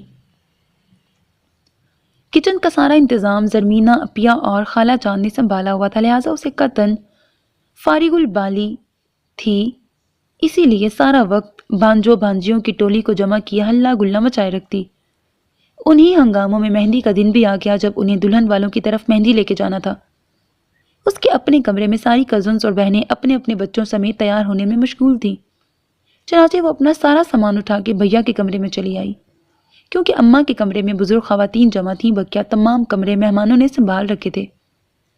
گولڈن براؤن گھاگھرے کے سوٹ میں اور گینزا کا گولڈن 3 گز کا دوپٹہ خوبصورتی سے سیٹ کیے، وہ رولر ڈال کر کرل کیے ہوئے بالوں میں بہت پیاری لگ رہی تھی۔ بالوں کو اچھی طرح سٹائل دے کر لائٹ میک اپ کیا اور گولڈن علاقائی جیولری پہن کے خود کو آئینے میں دیکھا تو آپ مسکرا دی، اور عین اسی وقت دروازہ بنا کسی دستک کے کھلا۔ وہ ہڑبڑا کے پلٹی تو اندر آتے اسامہ سے نظریں جا ٹکرائیں، جو اسے غیر متوقع طور پر سامنے پا کر وہ بھی اس قدر حسین انداز میں مبہوت کھڑا تھا۔ اس نے جلدی سے تھوڑا سا رخ پھیرا۔ اسامہ کی نظریں اس کے گرد حصار کیے ہوئے تھیں۔ اس کے رخ بدلنے پر ہاتھوں میں پڑی چوڑیاں اور کڑے یکدم بج اٹھے تو وہ بھی چونکا۔ اوہ ایم سوری۔ اپنی بے خودی پر وہ بری طرح پشیمان تھا، جبکہ وہ خاموش کھڑی ہونٹ کاٹ رہی تھی۔ بلیو می، مجھے معلوم نہ تھا کہ آپ یہاں ہیں۔ میں تو جہازیب کو تلاش کرنے آیا تھا۔ اس کے انداز میں خفگی محسوس کر کے اسامہ نے جلدی سے صفائی پیش کی تو وہ بمشکل اپنے غصے پر قابو پا سکی۔ کھانے کا سارا انتظام اسامہ نے کرایا تھا اور بے حد خوب کرایا تھا۔ مہمانوں کے جانے کے بعد تقریباً ہر ایک نے تعریف کی۔ اماں اور بابا نے بطور خاص اسامہ کا شکریہ ادا کیا تو وہ انکساری سے ہنس دیا۔ ارے آنٹی، جہازیب کی شادی میں کام نہ کرتا تو بھلا کس کے لیے کرتا؟ آپ کو معلوم نہیں، مجھے تو آپ سب سے مل کے بے حد خوشی ہوئی ہے۔ کئی سال بعد وطن لوٹا تو بڑی اپنائیت ملی ہے آپ سب سے مجھے، وہ دھیمے لہجے میں کہہ رہا تھا۔ اماں اس کی انکساری سے بے حد خوش ہوئی تھیں، جب ہی اس کے سر پر شفقت سے ہاتھ پھیر کے خوش رہنے کی دعا دی۔ جیتے رہو، خدا ہزاروں خوشیاں دیکھنی نصیب کرے، آمین۔ وہ سامنے سے آتی فارینہ کو دیکھ کر بڑے جذب سے بولا۔ جانے اس کی آنکھوں میں کیا تھا کہ اماں کی طرف آتے ہوئے اس کے قدم سست سے پڑ گئے، جبکہ اسامہ کی نگاہیں اس پر لمحے بھر کے لیے ٹک کر اماں کی طرف مرکوز ہو گئی تھیں۔ بس بیٹا، میں تو ایک بات کہوں گی، اب پڑھ لکھ لیا ہے تو گھر بھی بسا لو۔ یہ سنت نبوی صلی اللہ علیہ وآلہ وسلم ہے، اس میں دیر نہیں کرنی چاہیے۔ اپنا گھر اور رشتے ہوں تو اپنائیت کے لیے لور لور نہیں پھرنا پڑتا، اماں نے سادگی سے کہا۔ جانتی تھیں کہ وہ والدین کے انتقال کے بعد اکیلا رہ گیا ہے۔ بہنیں دونوں شادی ہو کر ملک سے باہر تھیں اور وہ یہاں تھا۔ جی آنٹی، خواہش تو میری بھی یہی ہے، وہ سر جھکائے تابیداری سے بولا۔ اس اثنا میں وہ اماں تک آ چکی تھی۔ تو پھر دیر کاہے کی ہے؟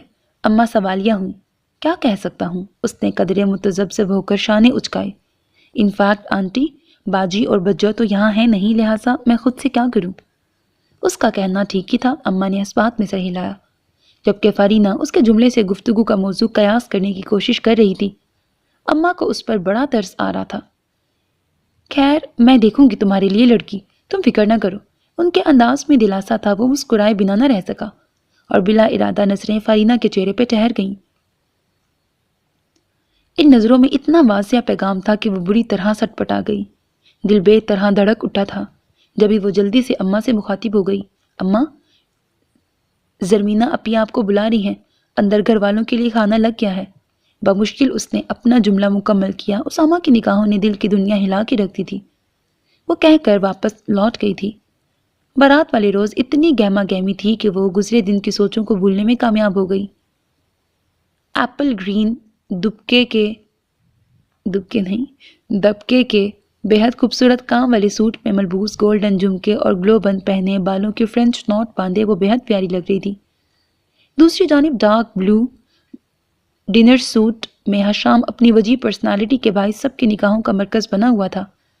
عجیب شخص تھا وہ بھی، جب سامنے آتا سارے اندیشے یوں غائب ہو جاتے جیسے سورج کی کرنوں کے آگے شبنم اپنا وجود کھو دیتی ہے۔ کئی بار اسامہ سے بھی سامنا ہوا، مگر فارینہ احمد کے لیے بہت دشوار تھا پلکیں اٹھانا۔ دل تو یوں بھی حشام کی جانب متوجہ تھا، یہ جانے بغیر کہ ایک شخص کی دو خوبصورت آنکھیں اسی کا حصار کیے ہوئے ہیں، جبکہ حشام نے کیمرے کا پورا رول اس پر خرچ کر دیا تھا۔ صاحب میں تھی تو وہ بھی صبا مثال ہی تھا، کسی کے واسطے رکنا ذرا محال ہی تھا۔ ہزار آئینے جس جاں ہوں، روکش خورشید نگاہ بھر کے اسے دیکھنا کمال ہی تھا۔ ولیمے کے بعد ذرا فراغت ملی تو اسے اپنی کتابیں یاد آئیں۔ امتحان نزدیک تھے، لہٰذا پڑھنا پہلی ترجیح ہو گیا تھا۔ یوں بھی بھیا کی شادی کی وجہ سے 1-1.5 مہینہ تو اس نے کتابیں چھوئی بھی نہ تھیں۔ گو کہ آج کل دعوتیں وغیرہ چل رہی تھی، مگر اس نے کالج دوبارہ جانا شروع کر دیا تھا۔ کچھ دن بعد فرناز اور جہازیب شمالی علاقہ جات سیر کو چلے گئے تو گھر میں خاصی خاموشی در آئی۔ بابا کا لگا بندہ معمول تھا، صبح سے شام تک آفس اور اس کے بعد کتابیں یا اماں سے گپ شپ، اور اماں کا وہی پورے دن اس کا یا بابا کا انتظار کرنا تھا۔ آج کل تو یوں بھی گھر میں کچھ زیادہ ہی خاموشی رہنے لگی تھی۔ وہ کالج میں ہوتی یا پھر گھر آ کر پڑھائی میں لگ جاتی، اور انہی دنوں جب وہ امتحانوں کی ڈیٹ آ جانے پر بوکھلاتے ہوئے تیاری میں مگن تھی، بھیا اور فرناز بھابھی واپس چلے آئے۔ گھر میں چھایا سناٹا دوبارہ ٹوٹا اور رونق دوبارہ لوٹی تو اس نے بھی سکون کا سانس لیا۔ امتحان کیا ختم ہوئے تھے، جیسے ذہن سے کوئی بھاری بوجھ سرک گیا تھا۔ کتنے ہی دن تو وہ اپنی نیندیں پوری کرتی رہی۔ چونکہ پچھلے 1.5 مہینے سے اپیا وغیرہ کی طرف جانا نہیں ہوا تھا، لہٰذا وہ کچھ روز رہنے کی غرض سے روہینہ کی طرف آئی، جن کا اصرار ہر گزرتے دن کے ساتھ بڑھتا جا رہا تھا۔ شکر ہے تم آ گئی، پریشان کر کے رکھا ہوا تھا مجھے اس نے۔ روہینہ اسے دیکھ کر بے حد خوش ہوئی اور گلے سے لگا کے بے ساختہ کہہ گئی، کس نے پریشان کر رکھا تھا آپ کو؟ وہ چونک کر ان سے الگ ہوئی۔ ایک لمحے کو روہینہ سٹ پٹائی مگر جلدی سنبھل گئی۔ بس اس گڑیا نے ستا رکھا ہے مجھے، آج کل سوچا تھا تم آؤ گی تو اسے سنبھال لو گی، چند گھڑی مجھے بھی سکون ملے گا، وہ جلدی سے کہتی اسے ساتھ لے کے اندر چلی گئیں۔ اسے لگا جیسے روہینہ کچھ چھپا گئی ہیں، مگر پوچھنے کا موقع نہیں ملا۔ خالہ جان اسی لمحے کمرے میں داخل ہوئی تو وہ ان کے سینے سے جا لگی۔ شاباش بیٹا، تم آ گئی، مجھے بڑی خوشی ہوئی۔ ارے خالہ کا گھر بھی تو اپنا ہوتا ہے، پھر یہ تو تمہاری بہن کا بھی گھر ہے۔ خالہ جان نے محبت سے اس کا شانہ تھپ تھپاتے ہوئے کہا تو وہ مسکرا دی۔ ارے ارے امی، یہ کیا کر رہی ہیں آپ؟ میرے حصے کا بھی پیار انہیں دے دیں گی؟ حشام کی بوکھلاہٹ زدہ آواز پر وہ ایک جھٹکے سے خالہ جان سے علیحدہ ہوئی۔ لو، تمہارے حصے کی کیا بات ہے، میرے لیے تو تم دونوں ایک برابر ہو۔ خالہ جان فوراً بیٹے کی طرف متوجہ ہوئی تو اس نے معنی خیز مسکراہٹ سے ساتھ کھڑی فارینہ کو دیکھا۔ وہ خالہ جان کی بات سے جانے کیا معنی اخذ کر رہا تھا، وہ سمجھ تو نہ سکی، البتہ ایک شرمگی مسکراہٹ لبوں کی تراش میں آ سجی۔ اس نے خوب ہی انجوائے کیا۔ حارث بھائی صدا کے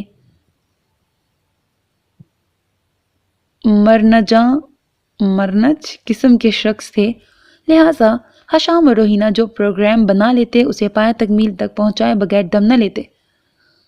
خالہ جان ان کا ساتھ تو نہ دیتی، البتہ انہیں اجازت بڑے کھلے دل سے ملتی تھی۔ گڑیا ہر وقت اسی کے ساتھ لگی رہتی اور حشام کی موجودگی دور تک پھول ہی پھول کھلائے جاتی۔ اس شام وہ اور روہینہ حشام کے ساتھ شاپنگ کر کے لوٹیں تو خبر ملی کہ اماں نے فوراً سے پیشتر بلایا ہے، مگر کیوں؟ اس کے ہاتھ پاؤں پھول گئے۔ کیا بات، خیریت تو ہے؟ روہینہ بھی گھبرا گئی۔ اوفو بھائی بزدل خواتین، ایسی کوئی خوفناک خبر نہیں ہے، بس خالہ نے آج سب کو کھانے پہ بلایا ہے، خصوصاً فارینہ کی واپسی کا مطالبہ بھی ہوا ہے۔ حارث نے انہیں ریلیکس کرتے ہوئے بتایا تو جہاں وہ دونوں مطمئن ہوئی وہیں یہ فکر بھی لگ گئی کہ بھلا اماں کو اس قدر کیا جلدی تھی۔ اسے یہاں آئے ابھی 1 ہفتہ تو ہوا تھا، 7 دن کیسے ہوا کی طرح گزرے کہ پتہ بھی نہ چلا۔ مگر اماں نے فون کر کے کیوں بلوایا ہے، یقیناً کوئی خاص بات ہے، روہینہ نے اس سے کہا تو وہ بھی اس بات میں سر ہلا کے رہ گئی۔ دل میں خطرے کی گھنٹی بجنے لگی تھی۔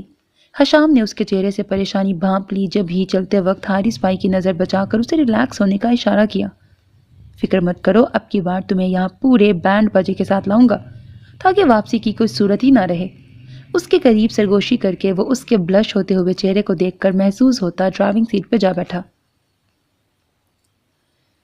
وہ گھر پہنچے تو روہینہ اور امینہ بھی آئی ہوئی تھیں۔ وہ پہلی فرصت میں کچن میں مصروف فرناز کے ساتھ جا لگی، کیونکہ ابھی کھانا تیار ہونے میں کافی وقت تھا۔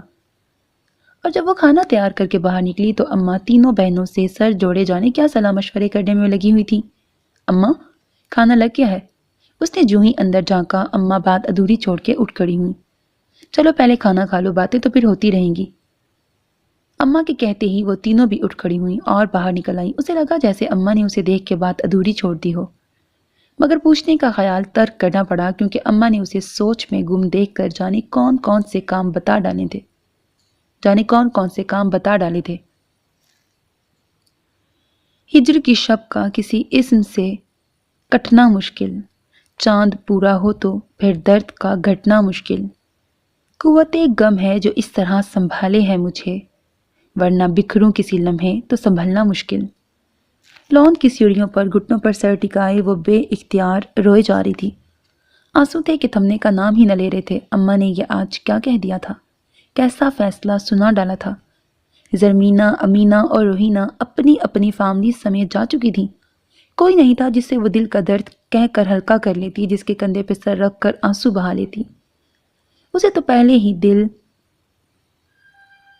تنبیہ کیے جا رہا تھا کہ اماں کا یوں بلانا بلا سبب نہیں، اور پھر جلد ہی یہ اکتا بھی کھل گیا۔ کھانے کے بعد جب وہ چائے لے کر اماں کے کمرے کی طرف آئی تو اندر سے آتی آوازیں اس کے قدم جکڑ گئیں۔ اسامہ علی مجھے بہت پسند ہے، اور تمہارے بابا اور جہاں زیب کی یہی رائے ہے کہ وہ فارینہ کو خوش رکھے گا، اماں کہہ رہی تھی، اور باہر کھڑے اسے لگا جیسے سر پر کوئی وزنی بوم دے مارا ہو۔ حواس یوں معطل ہوئے کہ وہ سر تھام کر دیوار کا سہارا لینے پر مجبور ہو گئی۔ وہ تو ٹھیک ہے اماں، مگر جب خاندان میں لڑکے موجود ہیں تو پھر باہر دیکھنے کی کیا ضرورت ہے؟ سب سے پہلے روہینہ نے لب کشائی کی تھی۔ ان کے لہجے میں واضح پریشانی تھی۔ فارینہ کا پورا جسم ان کے سوال پر کان بن گیا تھا۔ وہ ساری حسیات سمیت اماں کی آواز کی طرف متوجہ تھی۔ خاندان میں لڑکے اور لڑکیاں اور کہاں ہیں؟ پھپھی کے دونوں لڑکے ماشاءاللہ سے ہمارے داماد ہیں۔ خالہ کے گھر تم بیاہ کے چلی گئی، رہ گئے ماموں تو ان کے تمام بیٹوں کی شادیاں ہو چکی ہیں، اور چچا کی تو کوئی نرینہ اولاد ہی نہیں۔ اماں بڑی بے دردی سے حشام کی موجودگی کو یکسر نظر انداز کر گئی تھی۔ فارینہ کے سینے میں سانس گھٹ سا گیا۔ مگر اماں حشام بھی تو ہے، روہینہ نے ڈرتے ڈرتے کہہ ہی ڈالا۔ اور کیا اماں، حشام تو گھر کا دیکھا والا ہے، امینہ نے بھی فوراً کہا۔ اور پھر دونوں ایک دوسرے کے مزاج سے واقف بھی ہیں، زرمینہ نے دونوں کی تائید کی۔ تو اماں نے چند ثانیے ان تینوں کو دیکھا اور پھر گہرا سانس بھر کے بولی، میں جانتی ہوں حشام بھی ہے، اور تمہاری خالہ نے مجھے اشارتاً کئی بار سمجھانے کی کوشش بھی کی۔ انہوں نے جیسے انکشاف کیا۔ روہینہ کو تو کچھ اندازہ تھا، البتہ زرمینہ اور امینہ سمیت فارینہ بھی متحیر تھی۔ مگر میں فارینہ کی شادی حشام سے نہیں کروں گی۔ دوسرے لمحے ان کا قطعیت بھرا حتمی لہجہ کمرے میں گونجا تو اندر روہینہ اور باہر کھڑی فارینہ جیسے تڑپ اٹھی۔ مگر کیوں اماں؟ روہینہ کی زبان سے اس کے دل کا سوال ابھرا۔ بس اب ایک گھر میں دو بیٹیاں نہیں دوں گی، بھگت لیا ایک کو ہی میں نے۔ اماں کے دل گرفتہ انداز پر زرمینہ اور امینہ دونوں نظریں جھکا گئیں۔ لیکن اماں، لیکن کچھ نہیں روہی۔ روہینہ کچھ کہنا چاہتی تھی کہ اماں نے انہیں ٹوک دیا۔ میں فارینہ کو امینہ کی طرح جلتی آگ میں نہیں پھینک سکتی۔ تم نے دیکھا نہیں کہ پہلے ایک بہن پریشان تھی، اس کا مسئلہ حل ہوا تو چھوٹی کی زندگی اجیرن ہو گئی۔ لیکن حشام ایسا نہیں ہے اماں، وہ تو فارینہ کو بے حد چاہتا ہے، روہینہ بے خیالی میں کہہ گئیں، اور کمرے میں موجود چاروں نفوس پل بھر کے لیے ساکت ہو گئے۔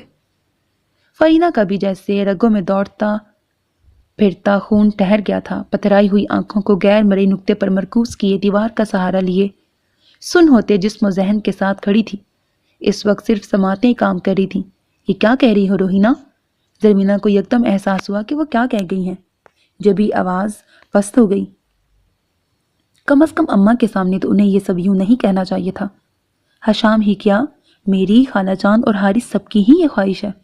اور فارینہ کی؟ اماں پوچھنا چاہتی تھی مگر سوال امینہ کے لبوں سے ابھرا۔ فارینہ؟ روہینہ کسی قدر متذبذب تھی۔ اس کا تو آپ اسی سے پوچھیں، مجھے یہ سب پوچھنے کی ضرورت نہیں۔ بلاخر اماں نے کھنکھار کر تمکنت سے کہا، فارینہ میری بیٹی ہے، وہ وہی کچھ کرے گی جو میں اور تمہارے بابا چاہتے ہیں۔ ان کے لہجے میں اس قدر فخر تھا جیسے اس سے جان مانگے گی تو یہ بھی دے ڈالے گی، بریکٹ، اور یہ فخر کچھ بیجا بھی نہ تھا۔ رہ گئی پسندیدگی یا ناپسندیدگی کی بات، تو جب آپس میں ملنا ملانا ہوتا ہے تو اس طرح کے خیالات سب کے ذہنوں میں آتے ہیں، مگر وہ دونوں ابھی بچے ہیں، اپنا برا بھلا ہم سے بہتر نہیں سمجھ سکتے۔ اماں گزرے وقتوں کی خاتون تھیں، اب بھی انہی لوگوں کے انداز میں سوچتی تھیں، اور یوں بھی ایک گھر میں دو بیٹیاں دینے سے ایک کبھی سکھی نہیں رہتی۔ تم دیکھ نہیں رہی امینہ کی جیتی جاگتی مثال؟ اماں نے روہینہ سے براہ راست کہا، جن کے چہرے پر الجھن اور اختلاف صاف نظر آ رہا تھا، اور باہر کھڑی فارینہ کا دل جیسے ڈوبے جا رہا تھا، اور ٹرالی میں پڑی چائے ٹھنڈی ہو گئی تھی۔ ہر انسان کی اپنی قسمت ہوتی ہے اماں، امینہ نے شکستہ لہجے میں کہا۔ ہاں ہوتی ہے قسمت بھی، مگر کچھ باتوں کا اختیار تو انسان کو بھی ہوتا ہے نا۔ اماں یکدم سخت ہو گئی تھی۔ پھر بھی اماں، ایک غیر شخص کے مقابلے میں حشام بہت اچھا ہے، سب سے بڑھ کر یہ کہ اپنا ہے، اپنا مارے بھی تو چاؤں میں ڈالتا ہے۔ زرمینہ بہن کی حمایتی تھی۔ یہی تو دکھ ہے کہ اپنا بھی مارتا ہے۔ اماں آپ دیدہ ہو گئی۔ وار جس قدر نزدیک سے ہو اتنا ہی کاری اور مہلک ہوتا ہے۔ اپنوں کے دیے دکھ زیادہ اذیت دیتے ہیں بیٹا، یہ بات تم اپنے بابا کے دل سے پوچھو۔ اماں کا دل تو یوں ہی دکھتا ہوا ناسور تھا۔ پلیز اماں، دل چھوٹا نہ کریں، میں بالکل ٹھیک ہوں۔ امینہ ماں کے کندھے سے آ لگی۔ خدا را میرے ماضی کے آئینے میں فارینہ کا مستقبل تلاش نہ کریں۔ آپ کو جو فیصلہ کرنا ہے اس بات سے قطع نظر ہو کے کریں کہ میرے ساتھ کیا ہوا تھا۔ میری اپنی زندگی اپنا نصیب ہے اور بہت اچھا ہے اماں، لاکھوں کروڑوں لوگوں سے بہت بہتر ہے۔ پھر سب سے بڑی بات تو یہ ہے اماں کہ آپ کی دعائیں اور سب گھر والوں حتیٰ کہ سسرال والوں کی بھی محبتیں ہیں، بابا کی بے پناہ چاہتے ہیں، کیا یہ سب رائے کا چاہیں گی؟ امینہ کی آنکھیں اشک بار تھی مگر وہ اماں کو دلاسا دے رہی تھی۔ سب نے امینہ کو یوں دیکھا جیسے وہ عظمتوں کی مینار پہ کھڑی ہوں، اونچی، بہت بلند۔ امینہ ٹھیک کہہ رہی ہے اماں، زرمینہ نے بھی بہن کا ساتھ دیا۔ کچھ یہ بھی تھا کہ زرمینہ کو فرینہ کے دل کی ذرا خبر بھی تھی۔ جہاں زیب کی شادی اور اس سے قبل اور بعد کے کئی واقعات تھے جو ان کے لاشعور میں زندہ تھے، اور آج روہینہ کے تذبذب اور ہچکچاہٹ سے یہ بات ان پر بھی واضح ہو گئی تھی کہ محبتوں اور چاہتوں کے اس سفر میں حشام اکیلا نہیں، ان کی لاڈلی بہن بھی اس کے ہمراہ ہے۔ اور حشام تو آپ سب کا دیکھا والا ہے، جبکہ اسامہ علی کی کون گارنٹی دے گا؟ روہینہ نے ایک بار پھر ہمت کی اور کہہ ڈالا، اس کی ضمانت تمہارا بھائی دے رہا ہے جو برسوں سے اسے جانتا ہے۔ لوگ رشتہ داروں سے اپنے عیب چھپا لیتے ہیں مگر دوستوں کو اچھی طرح خبر ہوتی ہے کہ کون کس فعل کا مرتکب رہا ہے۔ جہاں زیب اور تمہارے بابا تو بہت مطمئن ہیں، اماں نے کہا تو تینوں بہنیں چپ ہو گئیں۔ بہرحال اسامہ نہیں تو کوئی اور صحیح مگر حشام نہیں۔ ایک گھر میں دو بیٹیاں نہیں دوں گی، یہ میرا اٹل فیصلہ ہے۔ اماں یکدم فیصلہ سنا گئیں اور اٹھ کھڑی ہوئیں۔ ٹھیک ہے اماں، جیسے آپ کی خواہش۔ زرمینہ اپیاں ساری بحث سمیٹتے ہوئے اماں سے متفق ہوئیں تو امینہ اور روہینہ کے پاس کہنے کو کچھ نہ بچا، یوں بھی فیصلہ تو ہو چکا تھا۔ اور اس سے پہلے کہ کوئی باہر نکل کر اسے دیکھتا، وہ بمشکل ٹرالی دھکیلتی کچن میں چلی آئی۔ آنسو پلکوں پر یوں ٹکے تھے جیسے صدیوں سے برسنے کو بےتاب ہوں۔ ارے چائے تم واپس لے آئیں؟ کیا کسی نے پی نہیں؟ فرناز ڈرائنگ روم سے مرد حضرات کو چائے سرو کر کے واپس لوٹی تو اسے سنک پر کھڑے تیزی سے آنکھوں اور چہرے کو دھوتے ہوئے دیکھ کر کچھ حیران رہ گئی۔ ٹرالی جیسی گئی تھی ویسی ہی پڑی تھی۔ کیا ہوا فرینہ، تم ٹھیک تو ہو نا؟ فرناز تشویش لیے اس کے پاس چلی آئیں۔ جی بھابھی میں ٹھیک ہوں۔ اس نے ٹاول سٹینڈ سے تولیہ کھینچا۔ تو پھر رو کیوں رہی ہو؟ فرناز استفہامیہ نظریں اس پہ ٹکاتے ہوئے شفقت سے پوچھ رہی تھی۔ اس کا دل مزید بھر آیا۔ نہیں میں رو تو نہیں رہی۔ جلدی سے آنکھیں مل لیں۔ دراصل آنکھوں میں کچھ چلا گیا ہے، میں آئی ذرا ڈراپس ڈال لیتی ہوں جا کے۔ وہ جھپاک سے کچن سے باہر نکلی۔ فرناز کے سوالوں کی تاب نہیں تھی اس میں، مگر جو ہی باہر نکلی سامنے سے آتے حشام کو دیکھ کر بری طرح چکرا گئی۔ سمجھ میں نہیں آیا کہ کدھر جائے، لہٰذا جھٹ گلابی متورم آنکھیں جھکا لیں، ذرا سا رخ موڑ لیا۔ خیریت؟ تم اس قدر متحوش کیوں ہو؟ کیا بات ہے؟ وہ شخص تو جیسے اس کے اندر اترا ہوا تھا۔ زرد پڑتے رخساروں سے ہی اندازہ ہو گیا تھا کہ وہ اذیت کی منزلوں سے گزر رہی ہے۔ کچھ نہیں، وہ دراصل کچن میں چھپکلی آ گئی تھی۔ امتحان پر امتحان تھا، بمشکل اٹکتے ہوئے کہا اور تقریباً بھاگتے ہوئے اپنے کمرے میں جا کے بند ہو گئی۔ حشام نے چند ثانیہ بڑی حیرت سے اسے دیکھا اور کپ رکھنے کچن میں آ گیا جہاں فرناز بقیہ سامان سمیٹ رہی تھی۔ کھیر میں ہاتھ ڈالنے کے بعد سے اب گھر وہی سنبھالتی تھی۔ یہ فرینہ کو کیا ہوا ہے بھابھی؟ وہ الجھ کر انہی سے پوچھ بیٹھا۔ کیا ہوا اسے؟ وہ پلٹی سوالیہ نظروں سے اسے دیکھا۔ بھاگ کر اپنے کمرے میں جا چپی ہے، وہ بے خیالی سے کہہ گیا۔ اوہ! فرناز نے سن کر معنی خیزی سے اوہ کیا اور پھر ہنس پڑی۔ موصوفہ شرما گئی ہوں گی، وہ معاملے کی تہہ تک اب پہنچی تھی۔ جی؟ حشام مزید متحیر ہو گیا۔ اس نے فرناز کی معنی خیز نظروں سے کچھ اور ہی سمجھا تھا، لہٰذا ان کے ساتھ وہ بھی ہنس پڑا۔ کمرے میں بند اسے پتہ نہ چلا کہ کون کب اور کس طرح گیا ہے۔ بھابھی کو اس نے کہہ دیا تھا کہ وہ سو رہی ہے، لہٰذا کوئی بھی اسے ڈسٹرب کیے بغیر چلا گیا۔ سب جانتے تھے کہ اگر وہ دن میں شاپنگ کر کے آتی تھی تو پھر رات کو جلدی پڑھ کر سو جانے کی عادت تھی اسے، جبکہ آج تو اس نے گھر آ کر خاصا کام بھی کیا تھا، لہٰذا اس کی تھکن کا سب کو اندازہ تھا، سو وہ سب اس کو سوتا سمجھ کر چلے گئے تھے۔ مگر اب نیند کہاں تھی آنکھوں میں؟ زندگی کی آج پہلی رات اس قدر اندھیری تھی کہ کچھ سجھائی نہیں دے رہا تھا۔ ساکت پل کے لیے تکیے پر سر رکھے چھت کو دیکھتی، کبھی وہ رونے لگتی اور کبھی آنسو خشک ہو جاتے۔ دل میں ہزار باتیں آتی کہ وہ اماں سے یہ کہہ دے یا وہ کہہ دے، مگر سارے الفاظ اس وقت گونگے ہو گئے جب اماں کمرے میں آہستگی سے داخل ہوئیں اور لائٹ جلائے بغیر اس کے سرانے آ بیٹھی۔ اس نے جلدی سے اندھیرے کا فائدہ اٹھا کر آنسو ہتھیلیوں کی پشت سے صاف کر ڈالے۔ فاری بیٹا، اماں کی نرم نرم انگلیاں اس کے ریشمی بالوں میں گردش کرنے لگیں تو اسے لگا جیسے جلتے جلتے جسم و جان کو چھاؤں مل گئی ہو۔ سو رہی ہو کیا؟ نہیں تو اماں، بمشکل آواز اور لہجے کو بھیگنے سے بچایا۔ تھک گئی ہو بیٹا؟ اماں کے لہجے سے ٹپکتا محبتوں کا شہد اس کے اندر اترنے لگا۔ بہت اماں۔ اس نے کروٹ لے کر چہرہ اماں کی گود میں چھپا لیا۔ اس وقت آنسوؤں پر ضبط کے بند باندھنا کس قدر دشوار تھا، کوئی اس سے پوچھتا۔ اسامہ کی بہن کے 2-3 فون آ چکے ہیں بیٹا، اور ہم لوگ اب جواب دینا چاہ رہے ہیں۔ ویسے تو مجھے معلوم ہے کہ اچھی بیٹیاں والدین کی رضا کے آگے ہمیشہ سر جھکاتی ہیں، مگر یہ فرمانے محمد صلی اللہ علیہ وآلہ وسلم اور حکم خدا بندی ہے کہ تم سے پوچھا جائے، لہٰذا اچھی طرح سوچ سمجھ کے مجھے بتا دینا۔ اماں نے نرمی اور حلاوت سے کہا، اور اسے یہ محسوس کرنے میں دشواری نہیں ہوئی کہ اماں کے لہجے میں بے پناہ آس اور خوشی تھی، اور وہ سوچ رہی تھی کہ وہ یہ آس کس طرح توڑے گی، کیسے ان کی خوشی کو پامال کرے گی، کیا ایسا کر سکے گی؟ سوالات بگولوں کی مانند اس کے گرد چکرا رہے تھے، اور لان کی سیڑھیوں پر بے خود بیٹھے ہوئے 13ویں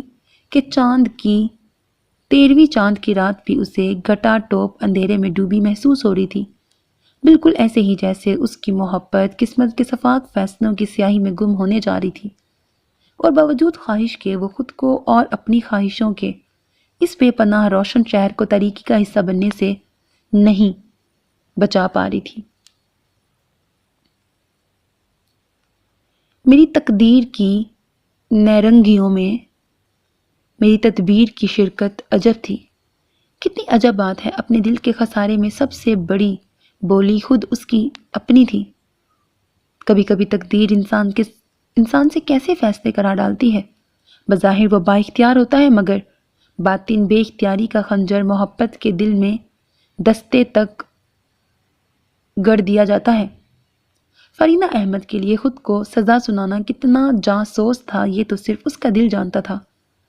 اماں کی خاطر اس نے اپنے پلکوں سے رنگین خواب نوچ پھینکے تھے، خواہشوں کی ننھی ننھی کوپلیں کشت دل سے اکھاڑ پھینکی تھی، مگر اس پل صراط سے گزرنا کس قدر اذیت ناک اور جاں تھا کہ باوجود شعوری کوشش کے آنکھوں کی سرزمین پر گھر آنے والے ساون سے دامن نہیں بچا پا رہی تھی۔ اماں، بابا اور جہازے بھیا کے ساتھ ساتھ فرناز نے اس کا اقرار سنا تو وہ بھی خوشی سے نہال ہو گئی۔ 3 راتوں کے رت جگے کے بعد وہ اسی نتیجے پہ پہنچی تھی کہ سپنوں کو شکست دینا اماں کو ناراض کرنے سے زیادہ آسان ہے۔ گو کہ وہ جانتی تھی کہ اماں اس کی ضد کے آگے سر بھی جھکا سکتی ہیں، مگر وہ ان کا فخر بننا چاہتی تھی۔ ان کی دعاؤں کے ساتھ زندگی کے اگلے سفر پر گامزن ہونا اس کی خوشی تھی۔ حشام کے لیے وہ کسی طور راضی نہ تھی، اور یہ ان کا آخری فیصلہ تھا، اور جب حشام نہیں تو کوئی بھی ہوتا اسے فرق نہیں پڑتا تھا۔ مردہ کو بھلا اس سے کیا غرض کہ اسے کہاں دفن کیا جا رہا ہے، سو وہ بھی اپنے مردہ خوابوں کو علی بلا کی حقیقتوں میں دفن کرنے کے لیے راضی ہو گئی تھی۔ بابا نے جب بے حد خوشی سے اسے گلے لگایا اور بھیا نے شفقت سے اس کا سر تھپکا تو کڑی دھوپ کے سفر میں کسی صاحباں کا خیال دل میں آبلہ پائی کا خوف کسی حد تک کم کر گیا۔ اماں نے اس کا اقرار سن کر تینوں بہنوں کو مطلع کر دیا، اور سب سے پہلے روہینہ باجی بے قرار ہو کے یہاں آئیں۔ یہ میں کیا سن رہی ہوں فاری؟ تنہائی ملتے ہی روہینہ نے جیسے تڑپ کے سوال کیا، کیا مطلب؟ وہ تجاہل سے کام لیتے ہوئے سوالیہ نظروں سے انہیں دیکھنے لگی۔ تم نے اسامہ کے لیے ہاں کہہ دی ہے؟ روہینہ کی پریشانی دیتنی تھی۔ وہ جانتی تھی کہ روہینہ حشام سے کس قدر محبت کرتی تھی۔ چھوٹے بھائی کی کمی کو اسی نے اپنی محبت سے پورا کیا تھا، اسی لیے روہینہ اس کے ہر راز سے واقف تھی، اور اس کی ہم خیال و ہم نوا بھی تھی۔ جی، وہ انہیں کسی طور تعصب یا دکھ کا کوئی تاثر نہیں دینا چاہتی تھی۔ روہینہ حیران سی رہ گئی، مگر حشام؟ روہینہ کا سوال اس کے جھٹکے سے سر اٹھانے پر ادھورا رہ گیا۔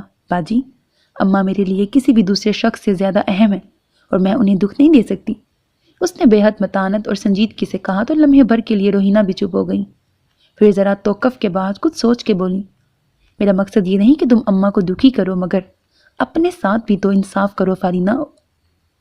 اور حشام، اس کا کیا قصور ہے؟ صرف یہ کہ وہ میرا دیور ہے اور تمہیں پسند کرنے کا سزاوار ہے۔ پلیز باجی، میں نے جو فیصلہ بھی کیا ہے کچھ سوچ سمجھ کر ہی کیا ہے۔ میں شاید اماں کو راضی بھی کر لیتی، مگر میں انہیں خوش دیکھنا چاہتی ہوں۔ امینہ آپا کی زندگی نے انہیں جس پچھتاوے کی آگ میں جھلسایا ہے، دوبارہ اس میں جلنے سے بچانا چاہتی ہوں۔ وہ یکدم انہیں ٹوک گئی۔ آپ کو اندازہ نہیں کہ جب میں اماں کو امینہ آپی کے لیے متفکر اور غمزدہ دیکھتی ہوں تو کتنا گھٹتی ہوں، اور اماں کا وہی ایک وہم جو انہیں راتوں کو جگاتا ہے میری وجہ سے، وہ انہیں مزید تڑپائے، میں برداشت نہیں کر سکتی۔ اور حشام سے کیا کہوں؟ امید کا ہلکا سا شائبہ اسے روہینہ کی آنکھوں میں نظر آیا، مگر اس کے سپاٹ چہرے کو دیکھ کر غائب بھی ہو گیا۔ کچھ بھی نہیں، کیونکہ میں نے تو پہلے بھی ان سے کچھ نہیں کہا تھا۔ جو فیصلہ بھی تھا خود ان کا اپنا تھا، میرے کسی لفظ نے انہیں سند نہیں دی تھی۔ اس لمحے جانے وہ کیوں اس قدر کٹھور بن گئی تھی۔ تو تم سمجھتی ہو ایسے معاملات میں لفظی اسناد درکار ہوتی ہیں؟ روہینہ یکدم سخت لہجے میں بولی، تم اور حشام دونوں راضی تھے، اس کی گواہی میں تمہاری کسی اقرار کی ضرورت نہیں۔ کوئی کسی کے لیے نہیں مرتا آپی، میں کوئی حرف آخر تو نہیں ہوں۔ حشام کے لیے دنیا بری ہے، کوئی اور لڑکی مل جائے گی۔ اس نے شفاق لہجہ اپنایا۔ کیا وہ فارینہ احمد ہوگی؟ کسی قدر ٹوٹ کر انہوں نے پوچھا۔ روہینہ کا سوال کڑا تھا۔ وہ خاموشی سے اٹھ کر اپنے کمرے میں آ گئی، جہاں سوچوں کا ایک اور جہاں منتظر تھا۔ شام تک امینہ آپی کا فون آ گیا۔ انہوں نے بڑی مبارکباد دی اور ساتھ دعا بھی کہ وہ ہمیشہ خوش رہے۔ وہ ان کی بات سن کر مجھے دل سے مسکرا دی۔ والدین کی دعائیں مستقبل کا سرمایہ ہوتی ہیں فاری، انشاءاللہ تم ہمیشہ خوش رہو گی۔ یوں بھی بحیثیت مسلمان لڑکی تمہیں معلوم ہے نا کہ بہترین شادی وہ ہے جس میں والدین کی رضا شامل ہو۔ امینہ آپا کی باتیں اس کے دل میں اتری تھیں۔ اسے تو یوں بھی اماں اور بابا کو دیکھ کر اپنے فیصلے پہ کوئی افسوس یا ملال نہیں ہوتا تھا، اور اب آپی کی باتوں نے دل کو اور مضبوط کر ڈالا تھا۔ البتہ اذیت ناک لمحہ وہ تھا جب حشام اسے مبارکباد دینے آیا تھا، آنکھوں میں رت جگے کئی سوال اور شکوے لیے ہوئے، مگر اسے سب کچھ نظر انداز کرنا تھا۔ تھینک یو سو مچ، بہت اچھا کارڈ ہے۔ دھندلی آنکھوں سے وش کارڈ پڑھتے ہوئے دل بھیگ گیا، مگر لبوں کی تراش میں مسکراہٹ ٹھہری ہوئی تھی۔ تمہارے فیونسی اسامہ علی سے زیادہ اچھا تو نہیں ہے۔ حشام کا تلخ لہجہ اسے برا نہیں لگا، وہ شاید اسی سلوک کی حقدار تھی۔ ویل سیڈ، وہ ہنسی اور حشام کی سماعتوں میں حقیقت کا تلخ زہر اتار گئی۔ اگر وہ خوش تھی تو وہ کیا کر سکتا تھا؟ تھکے تھکے قدموں سے باہر نکلتے ہوئے اس نے جو ہی پلٹ کر دیکھا، فارینہ کے مسکراتے چہرے پر دو ڈبڈباتی آنکھیں سارے بھید کھول گئیں۔ مگر اب وقت نکل چکا تھا، پلٹ کر واپس آنا آسان نہ تھا۔ خوشی کے آنسو وہ خود کو بہلاتا باہر نکل گیا۔ شب وہی، لیکن ستارہ اور ہے۔ اب سفر کا استعارہ اور ہے۔ حد چراغوں کی یہاں سے ہے ختم، آج سے رستہ ہمارا اور ہے۔ نکاح نامے پر دستخط کرنے سے پہلے صحن دل میں ایک حشر برپا تھا، مگر مبارک سلامت کا شور اٹھتے ہی اندر جیسے دور تک سناٹا چھا گیا۔ ایک کربناک خاموشی طاری ہو گئی تھی، جس میں کوئی ارتعاش، کوئی گونج نہیں تھی۔ ساری باز گشت چپ کی ردا اوڑھ کر ٹھہر گئی تھی۔ اسامہ نے کئی بار اس سے فون پہ بات کرنے کی بھی کوشش کی، مگر اس نے انکار کر دیا۔ اماں آخر ماں تھیں، کبھی کبھی اس کے زرد پڑتے وجود کو غور سے دیکھتی تو اپنے فیصلے پر نظر ثانی کرنے کو دل چاہتا، مگر پھر وہی وہم نظر چرا لیتی اور شادی کی تیاریوں میں مصروف ہو جاتی، اور انہی مصروفیتوں اور تیاریوں میں دن گزرنے لگے کہ سرسوں کے پھول سے زیادہ زرد اور مزمحل وجود تھا اس کا۔ اماں ایک بار تو دل کو تھام کے رہ گئی۔ تو خوش تو ہے فاری؟ بڑی بے قراری سے انہوں نے پوچھا تھا۔ اس نے لہجہ بھر اماں کی جانب دیکھا اور قصدن نظر پھیر کر سر اسپات میں ہلا دیا۔ پھر یہ آزردگی کیوں چہرے پہ چھائی ہے؟ انہیں یقین نہیں آ رہا تھا۔ اس کا چہرہ ہاتھوں کے پیالے میں تھام لیا۔ اماں، میں آپ کے بغیر کیسے رہوں گی؟ وہ ان سے لپٹ گئی تو اماں دھیرے سے مسکرا دی۔ یہ سوال تو وہ خود سے بھی روز کرتی تھیں کہ بھلا فاری کے بغیر کیسے دل لگے گا ان کا۔ مووی اور فوٹوگرافز کا طویل سلسلہ تھا۔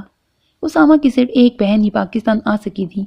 چھوٹی بجوں کے بچوں کو ویزا نہیں ملا تو ان کا آنا ناممکن ہو گیا تھا۔ البتہ بڑی باجی نے ہی سارے انتظامات بے حد سلیقے سے کیے تھے۔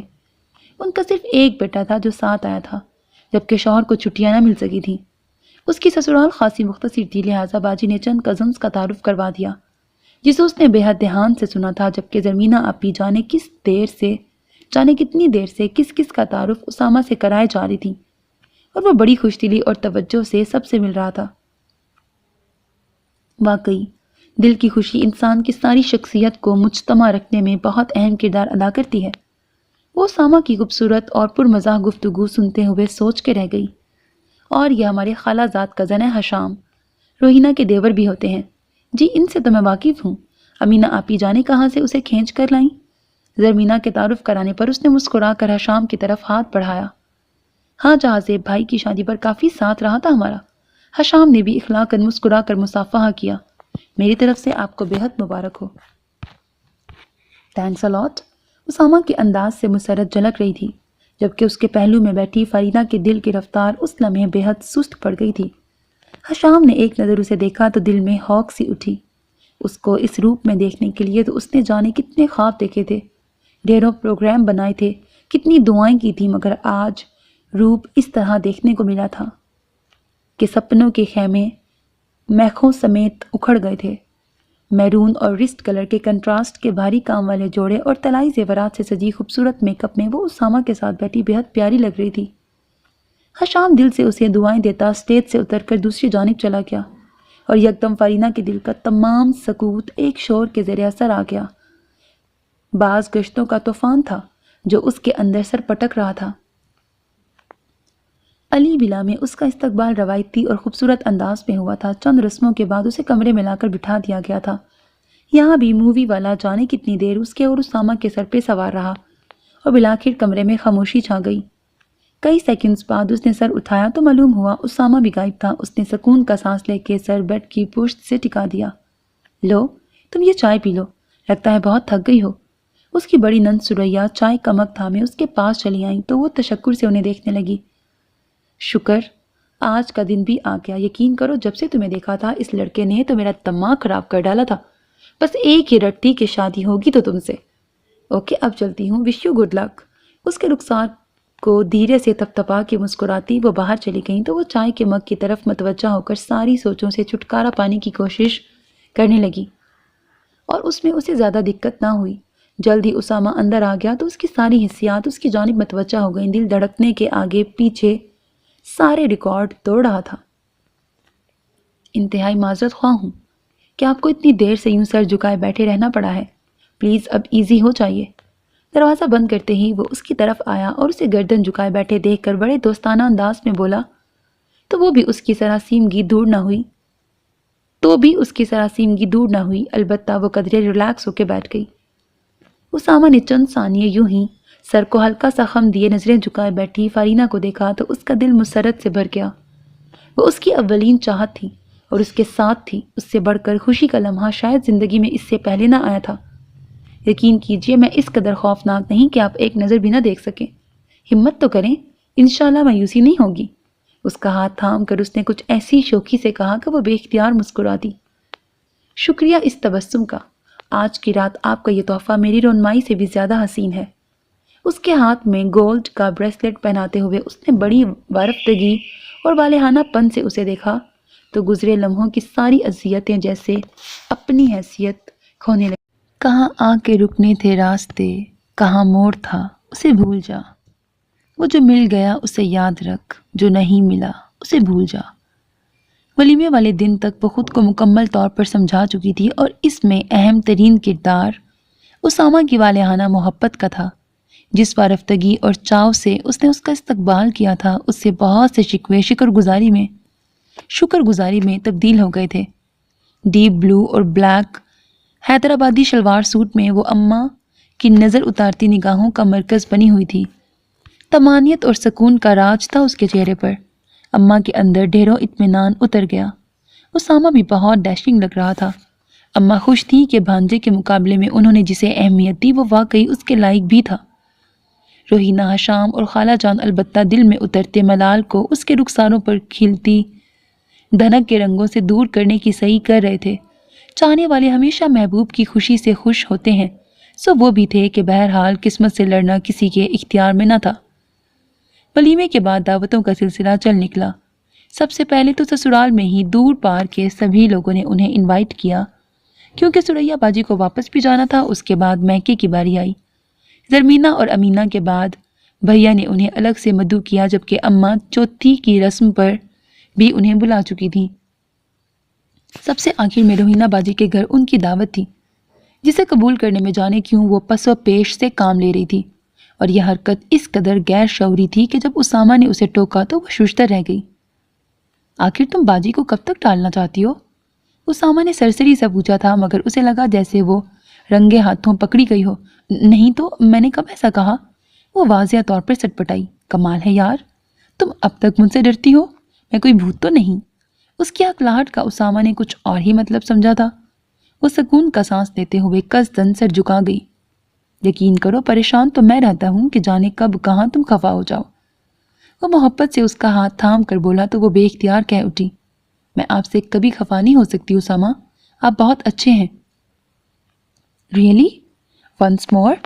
اس کی سنجیدگی کے جواب میں اس قدر شوق جملہ سننے کو ملا کہ وہ محجوب سی ہو گئی۔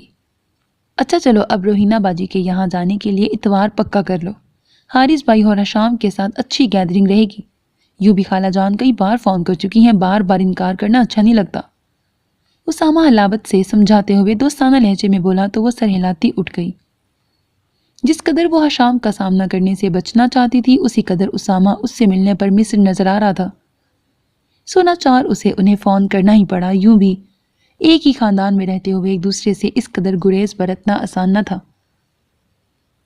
گو کہ اسے اب کوئی پچھتاوا یا ملال نہیں رہا تھا، مگر شام کی آنکھوں میں جل کر راکھ ہوتے خوابوں کا دھواں دیکھ کر اس کا اپنا دل غبار سے بھر جاتا تھا، کیونکہ قسمت کی اس نیرنگی میں اس کی تدبیر کی شرکت بھی مسلم تھی۔ یہ الگ بات کہ اس کے لیے بھی یہ سب مقدر ہو چکا تھا، لہٰذا جس روز انہیں جانا تھا اسامہ اس کے لیے خاص طور پر اپنی پسند کی ساڑھی لے کے آیا۔ پیکٹ کھول کر دیکھا تو گولڈن براؤن لائٹ سے گولڈن کام کی نفیس ساڑھی اس کی آنکھیں خیرہ کر گئی۔ کہو کیسی لگی؟ وہ بہت مسرت سے پوچھ رہا تھا۔ فرینہ کے دل میں دبی چنگاریاں سلگنے لگیں۔ یہ شام کا بھی فیوریٹ کلر تھا اور اسی لیے وہ پہنا بھی کرتی تھی، مگر اب اس نے یہ رنگ پہننا بالکل چھوڑ دیا تھا۔ یقین کرو، جہاں زیب کی شادی پر جب تمہیں اس کلر کے سوٹ میں دیکھا تو جب ہی میں نے سمجھا تھا کہ بعض رنگ صرف چند لوگوں کے لیے ہی بنتے ہیں، اور یہ رنگ تمہارے لیے بنا ہے۔ اس کے شانے پہ ساڑھی کا آنچل پھیلاتے ہوئے اسامہ نے اس کا رخ اپنی جانب موڑا تو جھکی پلکوں پر اترنے والی نمی اس کے قابو سے باہر ہو گئی۔ اس کے التفات پر دل بھر آیا تھا۔ کیا ہوا؟ کیا اچھی نہیں لگی؟ وہ بڑی سادگی اور تشویش سے پوچھ رہا تھا۔ نہیں تو، اس نے جلدی سے آنکھیں جھپک کر نمی اندر اتارنے کی کوشش کی۔ تو پھر یہ ستارے کیوں ٹوٹے؟ اسامہ نے انگلی کی پور سے رخسار پر اترتے آنسوؤں کو اٹھا لیا تو وہ خود کو کنٹرول نہ کر سکی اور اس کے کندھے سے لگ کر رو پڑی۔ پلیز یار فرینہ، رو تو مت۔ اچھا تم مت پہننا اسے، میں کچھ اور لا دوں گا تمہیں۔ وہ اسے ساتھ لگائے جانے کتنی دیر چپ کراتا رہا، اور جب آنسوؤں کا زور کچھ کم ہوا تو وہ آہستگی سے اس سے علیحدہ ہو کر رخ موڑ گئی۔ اسامہ کچھ بولا تو نہیں، البتہ سوالیہ خاموشی سے اسے دیکھتا رہا، پھر دھیرے سے اس کے سامنے جا کھڑا ہوا۔ ایم ریئلی سوری، کبھی کبھی آپ کی حد سے بڑی ہوئی چاہت مجھے خوفزدہ کر دیتی ہے۔ میں آپ کو کھونا نہیں چاہتی اسامہ۔ وہ اس لمحے بے حد جذباتی اور خوفزدہ لگ رہی تھی۔ بے وقوف! اسامہ نے بے تحاشا سکون محسوس کر کے اس کے شانوں کو تھام لیا۔ بھلا میں خود کو کب کھونے دوں گا جانے اسامہ؟ زندگی تو صرف تمہاری قربت کا اعجاز ہے، باقی سب کچھ بے حقیقت۔ آنکھوں میں چاہتوں کے دیپ جلائے وہ گمبھیر لہجے میں بولا تو فرینہ کی پلکوں پر نادیدہ بوجھ آن ٹھہرا۔ وہ چاہتی تو نہ تھی، مگر اسامہ کی شدید خواہش کے پیش نظر اس نے ساڑھی پہن لی۔ اسامہ کو وہ نق سق سے تیار ہوئی اچھی لگتی تھی، لہٰذا اچھی طرح تیار ہو کر جب وہ روہینہ باجی کے یہاں پہنچے تو گیٹ حشام نے ہی کھولا۔ السلام علیکم، کیسے مزاج ہیں آپ کے؟ حشام کے لہجے میں باوجود نہ چاہنے کے ذرا سی شکستگی تھی۔ اسامہ خوش دلی سے ہنستے مسکراتے آگے بڑھا تو حشام کی نظر اس پہ پڑی اور لمحے بھر کے لیے ٹھہر بھی گئی۔ کیسے ہیں آپ؟ بلاخر اس نے ہی اخلاقاً سوال کر کے اس کی محویت کو توڑا۔ جیسا ہونا چاہیے تھا، شاید ویسا تو نہیں ہوں۔ اسامہ اس دوران حارث بھائی کے ساتھ اندر چلا گیا تھا۔ جی؟ وہ یوں ہی سر اٹھا کر اسے دیکھنے لگی۔ کچھ نہیں، میں فی الحال چلوں گا، یکدم شانے جھٹک کر وہ اس کی سائڈ سے نکل کر باہر جانے لگا۔ کہاں؟ وہ بے اختیار پوچھ بیٹھی۔ حشام نے چونک کر اس کی جانب دیکھا مگر وہاں محض سوال تھا۔ مجھے ایک ضروری کام ہے۔ اس نے نظریں چرا لیں۔ پلیز تھوڑا جلدی آ جائیے گا۔ اسامہ آپ کی غیر موجودگی کو محسوس کریں گے۔ وہ جانتی تھی کہ اسامہ اس سے ملنے تو خاص طور پر آیا تھا، جبھی بولی، صرف اسامہ؟ حشام کی نظروں کا سوال واضح تھا۔ وہ نظر چرا کر قدم بڑھا گئی اور اندر روہینہ باجی کے پاس چلی آئی، جو اسے توصیفی نظروں سے دیکھ کر مسکرا دی۔ خالہ جان نے بھی نظر اتاری تو وہ مسکراتی ہوئی اسامہ کے پاس جا کے بیٹھ گئی۔ قسمت اگر ہم سے کچھ چھینتی ہے تو کبھی کبھی اس کے بدلے میں اتنا کچھ دے ڈالتی ہے کہ دامن تنگ لگنے لگتا ہے۔ اسامہ کا ساتھ اس کے زخموں کے لیے بے حد مؤثر مرہم ثابت ہوا تھا، جبھی وہ اتنی جلدی نئی زندگی میں ایڈجسٹ کر گئی۔ سریا واپس لوٹ گئیں تو وہ دونوں پتنی کیا منانے اسامہ کی چھوٹی بہن کے پاس شارجہ چلے آئے اور ان کے یہاں بھی وقت پر لگا کے گزرا۔ بچوں کو وہ بہت پسند آئی تھی۔ خود ان کی اپنی طبیعت بھی بڑی شوق تھی، وہ اسے روہینہ باجی جیسی لگی، بڑے واضح الفاظ میں اسے سراہتی۔ یقیناً تم نے کوئی نیکی کی ہوگی اسامہ، جو فرینہ جیسی لڑکی تمہیں ملی۔ بڑے افسوس کی بات ہے بچوں، میری بہن ہونے کے ناطے یہ بات تو آپ کو فرینہ کے لیے کہنی چاہیے تھی۔ اس نے انہیں ملامتی انداز میں گھورا تو وہ کھلکھلا دی۔ بہن تو ہوں تمہاری، مگر دروگو ہرگز نہیں، سمجھے؟ بچوں سے اسامہ کا بڑا ہنسی مذاق تھا، البتہ بہنوئی سے وہ ذرا ریزرو ہی رہتا تھا۔ 1.5 ماہ گزار کر جب وہ پاکستان لوٹے تو بے حد سرشار تھے۔ چند دن گھر کو صاف اور سیٹ کرنے میں لگ گئے اور اس کے بعد روٹین لائف شروع ہو گئی۔ ایک دوسرے کے ساتھ میں وقت اتنا اچھا گزر رہا تھا کہ کبھی وہ گزری زندگی اور حشام کے بارے میں سوچتی تو حیران رہ جاتی کہ وہ بھی کیا دن تھے جب وہ یہی سمجھتی تھی کہ حشام ہی زندگی کا حاصل ہے، مگر یہ تو اب جانا تھا کہ رشتے اپنے ساتھ محبتیں لاتے ہیں اور یہی چاہتے پائیدار بھی ہوتی ہیں۔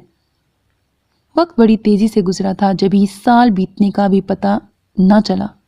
اپنی فرسٹ ویڈنگ اینیورسری پر اسامہ نے علی ولا میں بڑا زبردست گیٹ ٹوگیدر رکھا تھا۔ سبھی اس کی خوشیوں میں شریک ہونے آئے تھے۔ بھیا کے ساتھ ان کا اکلوتا بیٹا اس تقریب کا مہمان خصوص ہی تھا۔ ڈھیروں رونقیں تھیں۔ نظر بد سے بچانے کے لیے اس نے جانے کتنی بار صدقہ دیا تھا۔ وقت کے ساتھ ساتھ روہینہ اور خالہ جان اللہ کی رضا میں راضی ہو گئی تھی، مگر حشام آج بھی اکیلا تھا، شاید اس لیے کہ اس کے زخموں کو مندمل کرنے اور اس کے غموں کی چارہ گری کرنے کے لیے کوئی اسامہ کی طرح شدت سے چاہنے والا نہ تھا، یا پھر وہ خود ہی تنہا رہنا چاہتا تھا جب یہ ملک چھوڑ گیا تھا۔ سب کے جانے کے بعد جب وہ دونوں گفٹس کھولنے بیٹھے تو سب سے خوبصورت وش کارڈ حشام کا ہی تھا، ساتھ میں ان دونوں کے لیے بہترین پورٹریٹ تھے جو شاید اس نے خود بنایا تھا۔ وہ دونوں اس کے خلوص سے سرشار ہوئے بنا نہ رہ سکے جس نے انہیں اتنی دور ہونے کے باوجود یاد رکھا تھا۔ باقی سب کے گفٹس بھی بہت اچھے تھے۔ سریا باجی اور بچوں نے بھی بکے اور خوبصورت تحائف بھجوائے تھے۔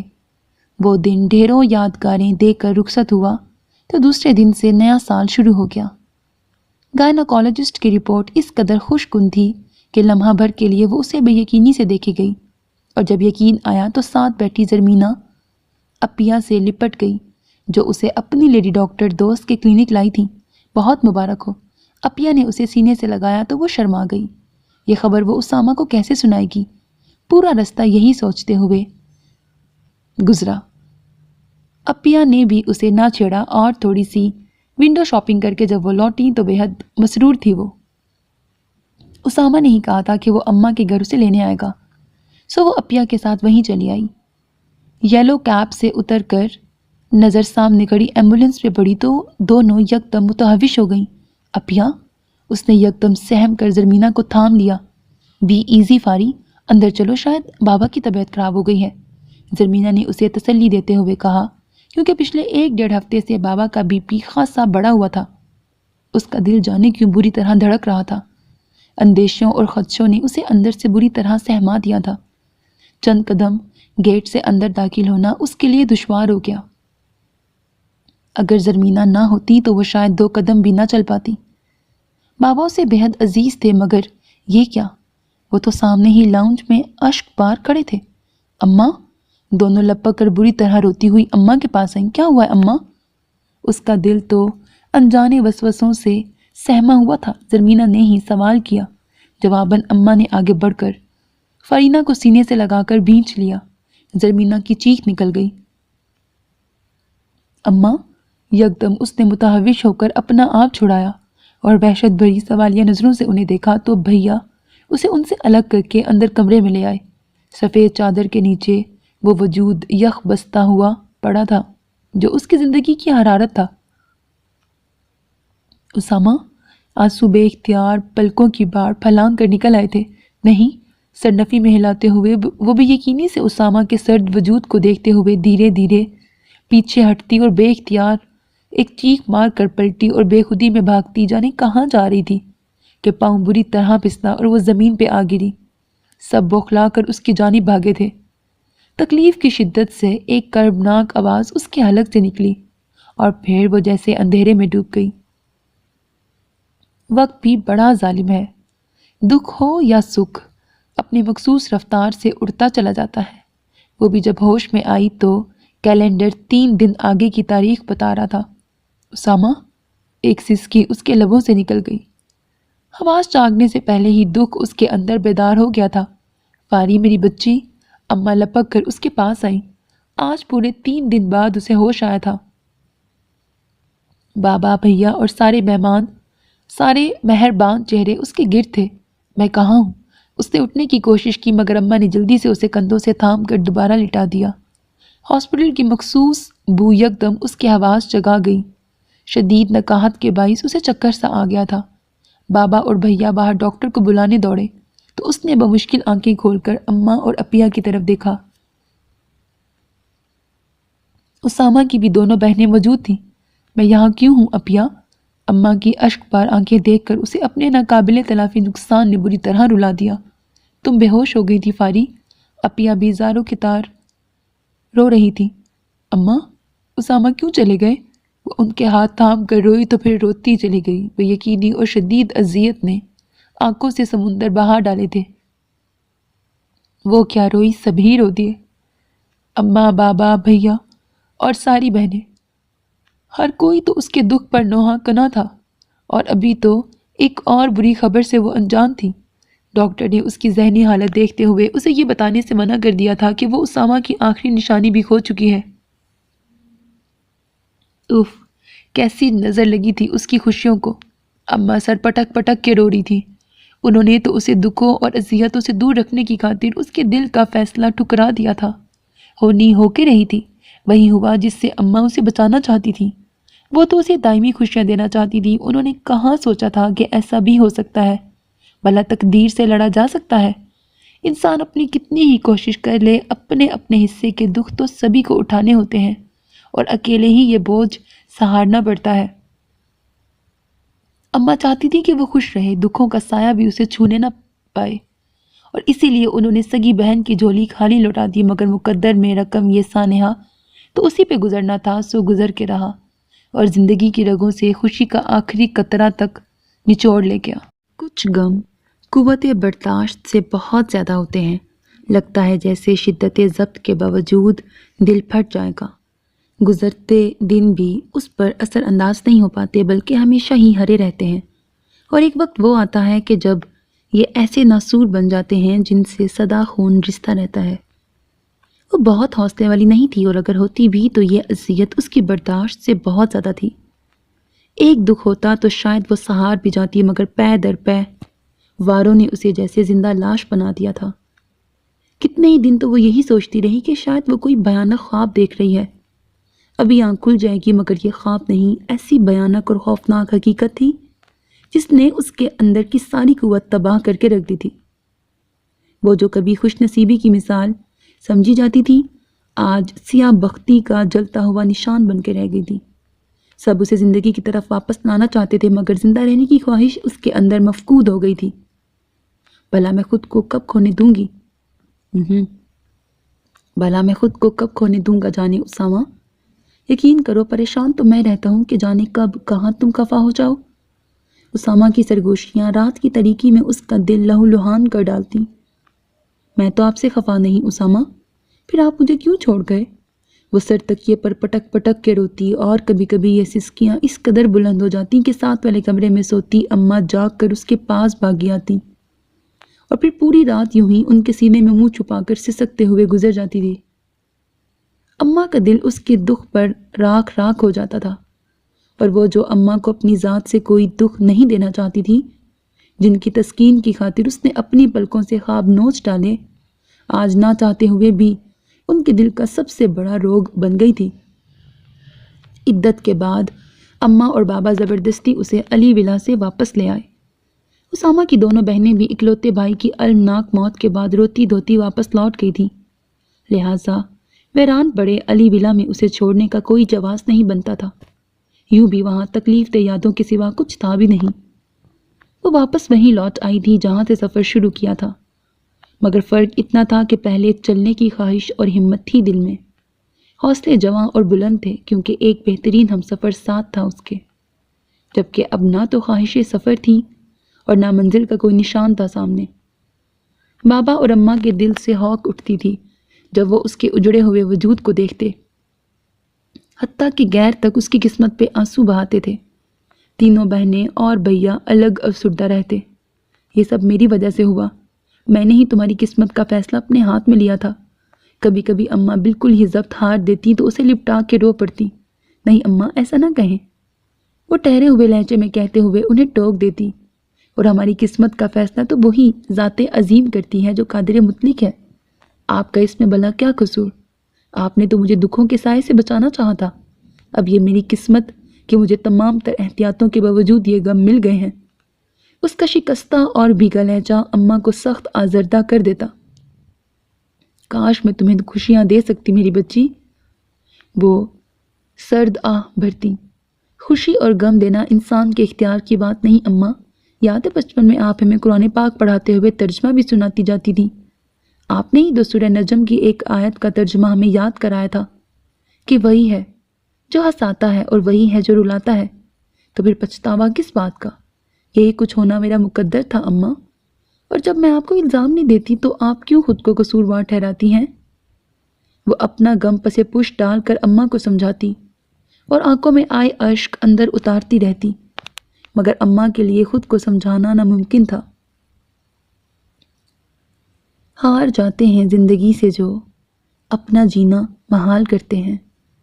اس عظیم سانحے کو گزرے 1.5 سال ہونے کو آیا تھا، مگر اس کے اندر زخموں کی فصل یوں ہی تازہ تھی۔ اس عرصے میں اماں اور بابا کو اس کا دکھ بستر سے لگا گیا۔ شہر دل میں دور تک سناٹا چھا چکا تھا، وہ بے حسی کی اس آخری حد پر جا رکی تھی جہاں اپنی سانسوں کی صدا تک سنائی نہیں دیتی۔ ایک جامد اور طویل خاموشی نے حصار کر رکھا تھا، اور یہ چپ اس وقت ٹوٹی جب ایک روز بغیر اطلاع دیے حشام چلا آیا۔ وہ لون میں اپنی مخصوص جگہ پہ بیٹھی غیر مرئی نقطے پر نظریں جمائے ہوئے جانے کن سوچوں میں گم تھی کہ اس کے قدموں کی آہٹ بھی نہ سن سکی۔ چونکی تو اس وقت جب وہ عین اس کی نظروں کے سامنے آ رکا۔ اس نے بے تاثر اور سپاٹ نظریں اٹھائیں تو حشام کو سامنے پا کر ساری خاموشیاں یکدم ٹوٹ گئیں۔ صحن دل میں وہ شور ماتم اٹھا کہ جانے کب کی خشک ہوئی آنکھوں سے اشکوں کے سوتے ابل پڑے۔ حشام کے دل میں جیسے دستے تک خنجر گڑ گیا۔ رینو، وہ اس کے سامنے 2 زانوں ہو کر اس کے آنسو پونچھتے ہوئے بولا تو بہت سارا وقت یکدم پیچھے پلٹ گیا، اور جب وہ روئی تو پھر کتنی ہی دیر چپ نہ ہوئی۔ حشام جانتا تھا اس کے اندر برسوں کا غبار بھرا تھا۔ روہینہ کے ذریعے کتنے عرصے بعد یہ روح فرسا خبر سننے کو ملی تھی کہ جسے ہمیشہ خوش رہنے کی دعا دے کر وہ دیار غیر جا بسا تھا، وہ کیسی اذیت بھری زندگی گزار رہی تھی، ورنہ اب تک وہ تو یہی سمجھتا رہا تھا کہ وہ بے حد خوش ہے۔ اور اب بھی اگر وہ 3 سال کے بعد پلٹ کر گھر والوں کو اپنے ٹھکانے کی اطلاع نہیں کرتا تو اسے کبھی پتہ نہ چلتا کہ اس کی محبت درد کے کس خارزار سے برہنہ پا گزر رہی ہے۔ یہ سب کیسے ہو گیا رینو؟ حشام اس کے اجڑے ہوئے وجود کو دیکھ کر دل گرفتہ اور ملول بیٹھا تھا۔ وہ خاموشی سے تنکے توڑتی رہی. کیا کہتی؟ سارے الفاظ ساتھ چھوڑ گئے تھے. صرف نمکین پانی کے موتی تھے جو دل کا درد ظاہر کیے جا رہے تھے. ایک نیا امتحان ابھی اس کا منتظر ہے، وہ سوچ بھی نہیں سکتی تھی. حشام نے اسے پرپوز کیا تھا. اس نے سنا تو پل بھر کے لیے ساکت رہ گئی، اور جب روہینہ باجی نے اس کا شانہ ہلایا تو اس نے انہیں ایسی نظروں سے دیکھا کہ وہ نادم ہو کے رہ گئی. بھلا زندگی میں کسی اور کی گنجائش کہاں رہی تھی؟ اس کی زندگی تو اسامہ اپنے ساتھ لے گیا تھا. اب تو صرف عمر کے نقشے میں وقت بڑھنا تھا. سو اس نے انکار کر دیا. نہیں روہینہ باجی، اب مجھ میں صرف یادوں کے مزار رہ گئے ہیں. میں اندر سے مر چکی ہوں، مجھے کسی اور امتحان میں مت ڈالیں. وہ اس قدر عاجزی سے بولی کہ روہینہ باجی خاموشی سے لوٹ گئیں. میں تمہارے اندر نئی زندگی پیدا کر دوں گا فرینہ. دوسرے روز حشام اپنی محبت کا کاسہ لیے حاضر تھا کہ وہ اپنی رضا کا سکہ ڈال کر اسے غنی کر دے، مگر اس کی نہ ہاں میں نہ بدلی. حتیٰ کہ بات بیمار اماں تک پہنچ گئی اور ایک روز انہوں نے اسے بلاوا بھیجا. تو اگر مجھے پچھتاووں کی اس آگ سے نکالنا چاہتی ہے میری بچی، تو حشام کے لیے ہاں کہہ دے. اپنی مرتی ہوئی ماں کا کلیجہ ٹھنڈا کر دے بیٹا، میرا بوجھ ہلکا کر دے. اماں نے روتے ہوئے اسے خود سے لپٹا لیا تو اس کے پاس انکار کرنے کا حوصلہ ہی نہ رہا. کبھی کبھی ہم سے محبت کرنے والے ہمیں ایسے امتحانوں میں ڈال دیتے ہیں کہ جن کا تصور کرنا بھی محال ہوتا ہے. سب نے ہی جب اسے کنونس کرنے کے لیے مستقل ایک محاذ کھول لیا تو وہ بھی ہار گئی. سب کی محبتوں کے آگے سر جھکا دیا. اس نے خصوصاً حشام کی بے تحاشا چاہت اور کوششوں نے اسے جیت لیا تھا. موسم بہار کی ایک حسین شام وہ فرینہ حشام بنا دی گئی تھی. یہی تو وہ دن تھا جس کا ان دونوں نے برسوں پہلے خواب دیکھا تھا، اور اب جب یہ دن آیا تو ان کے دل کی دنیا بہت بدل چکی تھی. مگر محبتوں کے چشمے سوکھ جائیں تو کبھی نہ کبھی ابل ہی پڑتے ہیں. رشتوں کا حوالہ حاصل ہو جانے پر چاہتوں کے سوکھے دان بھی ایک بار پھر کھل اٹھے تھے.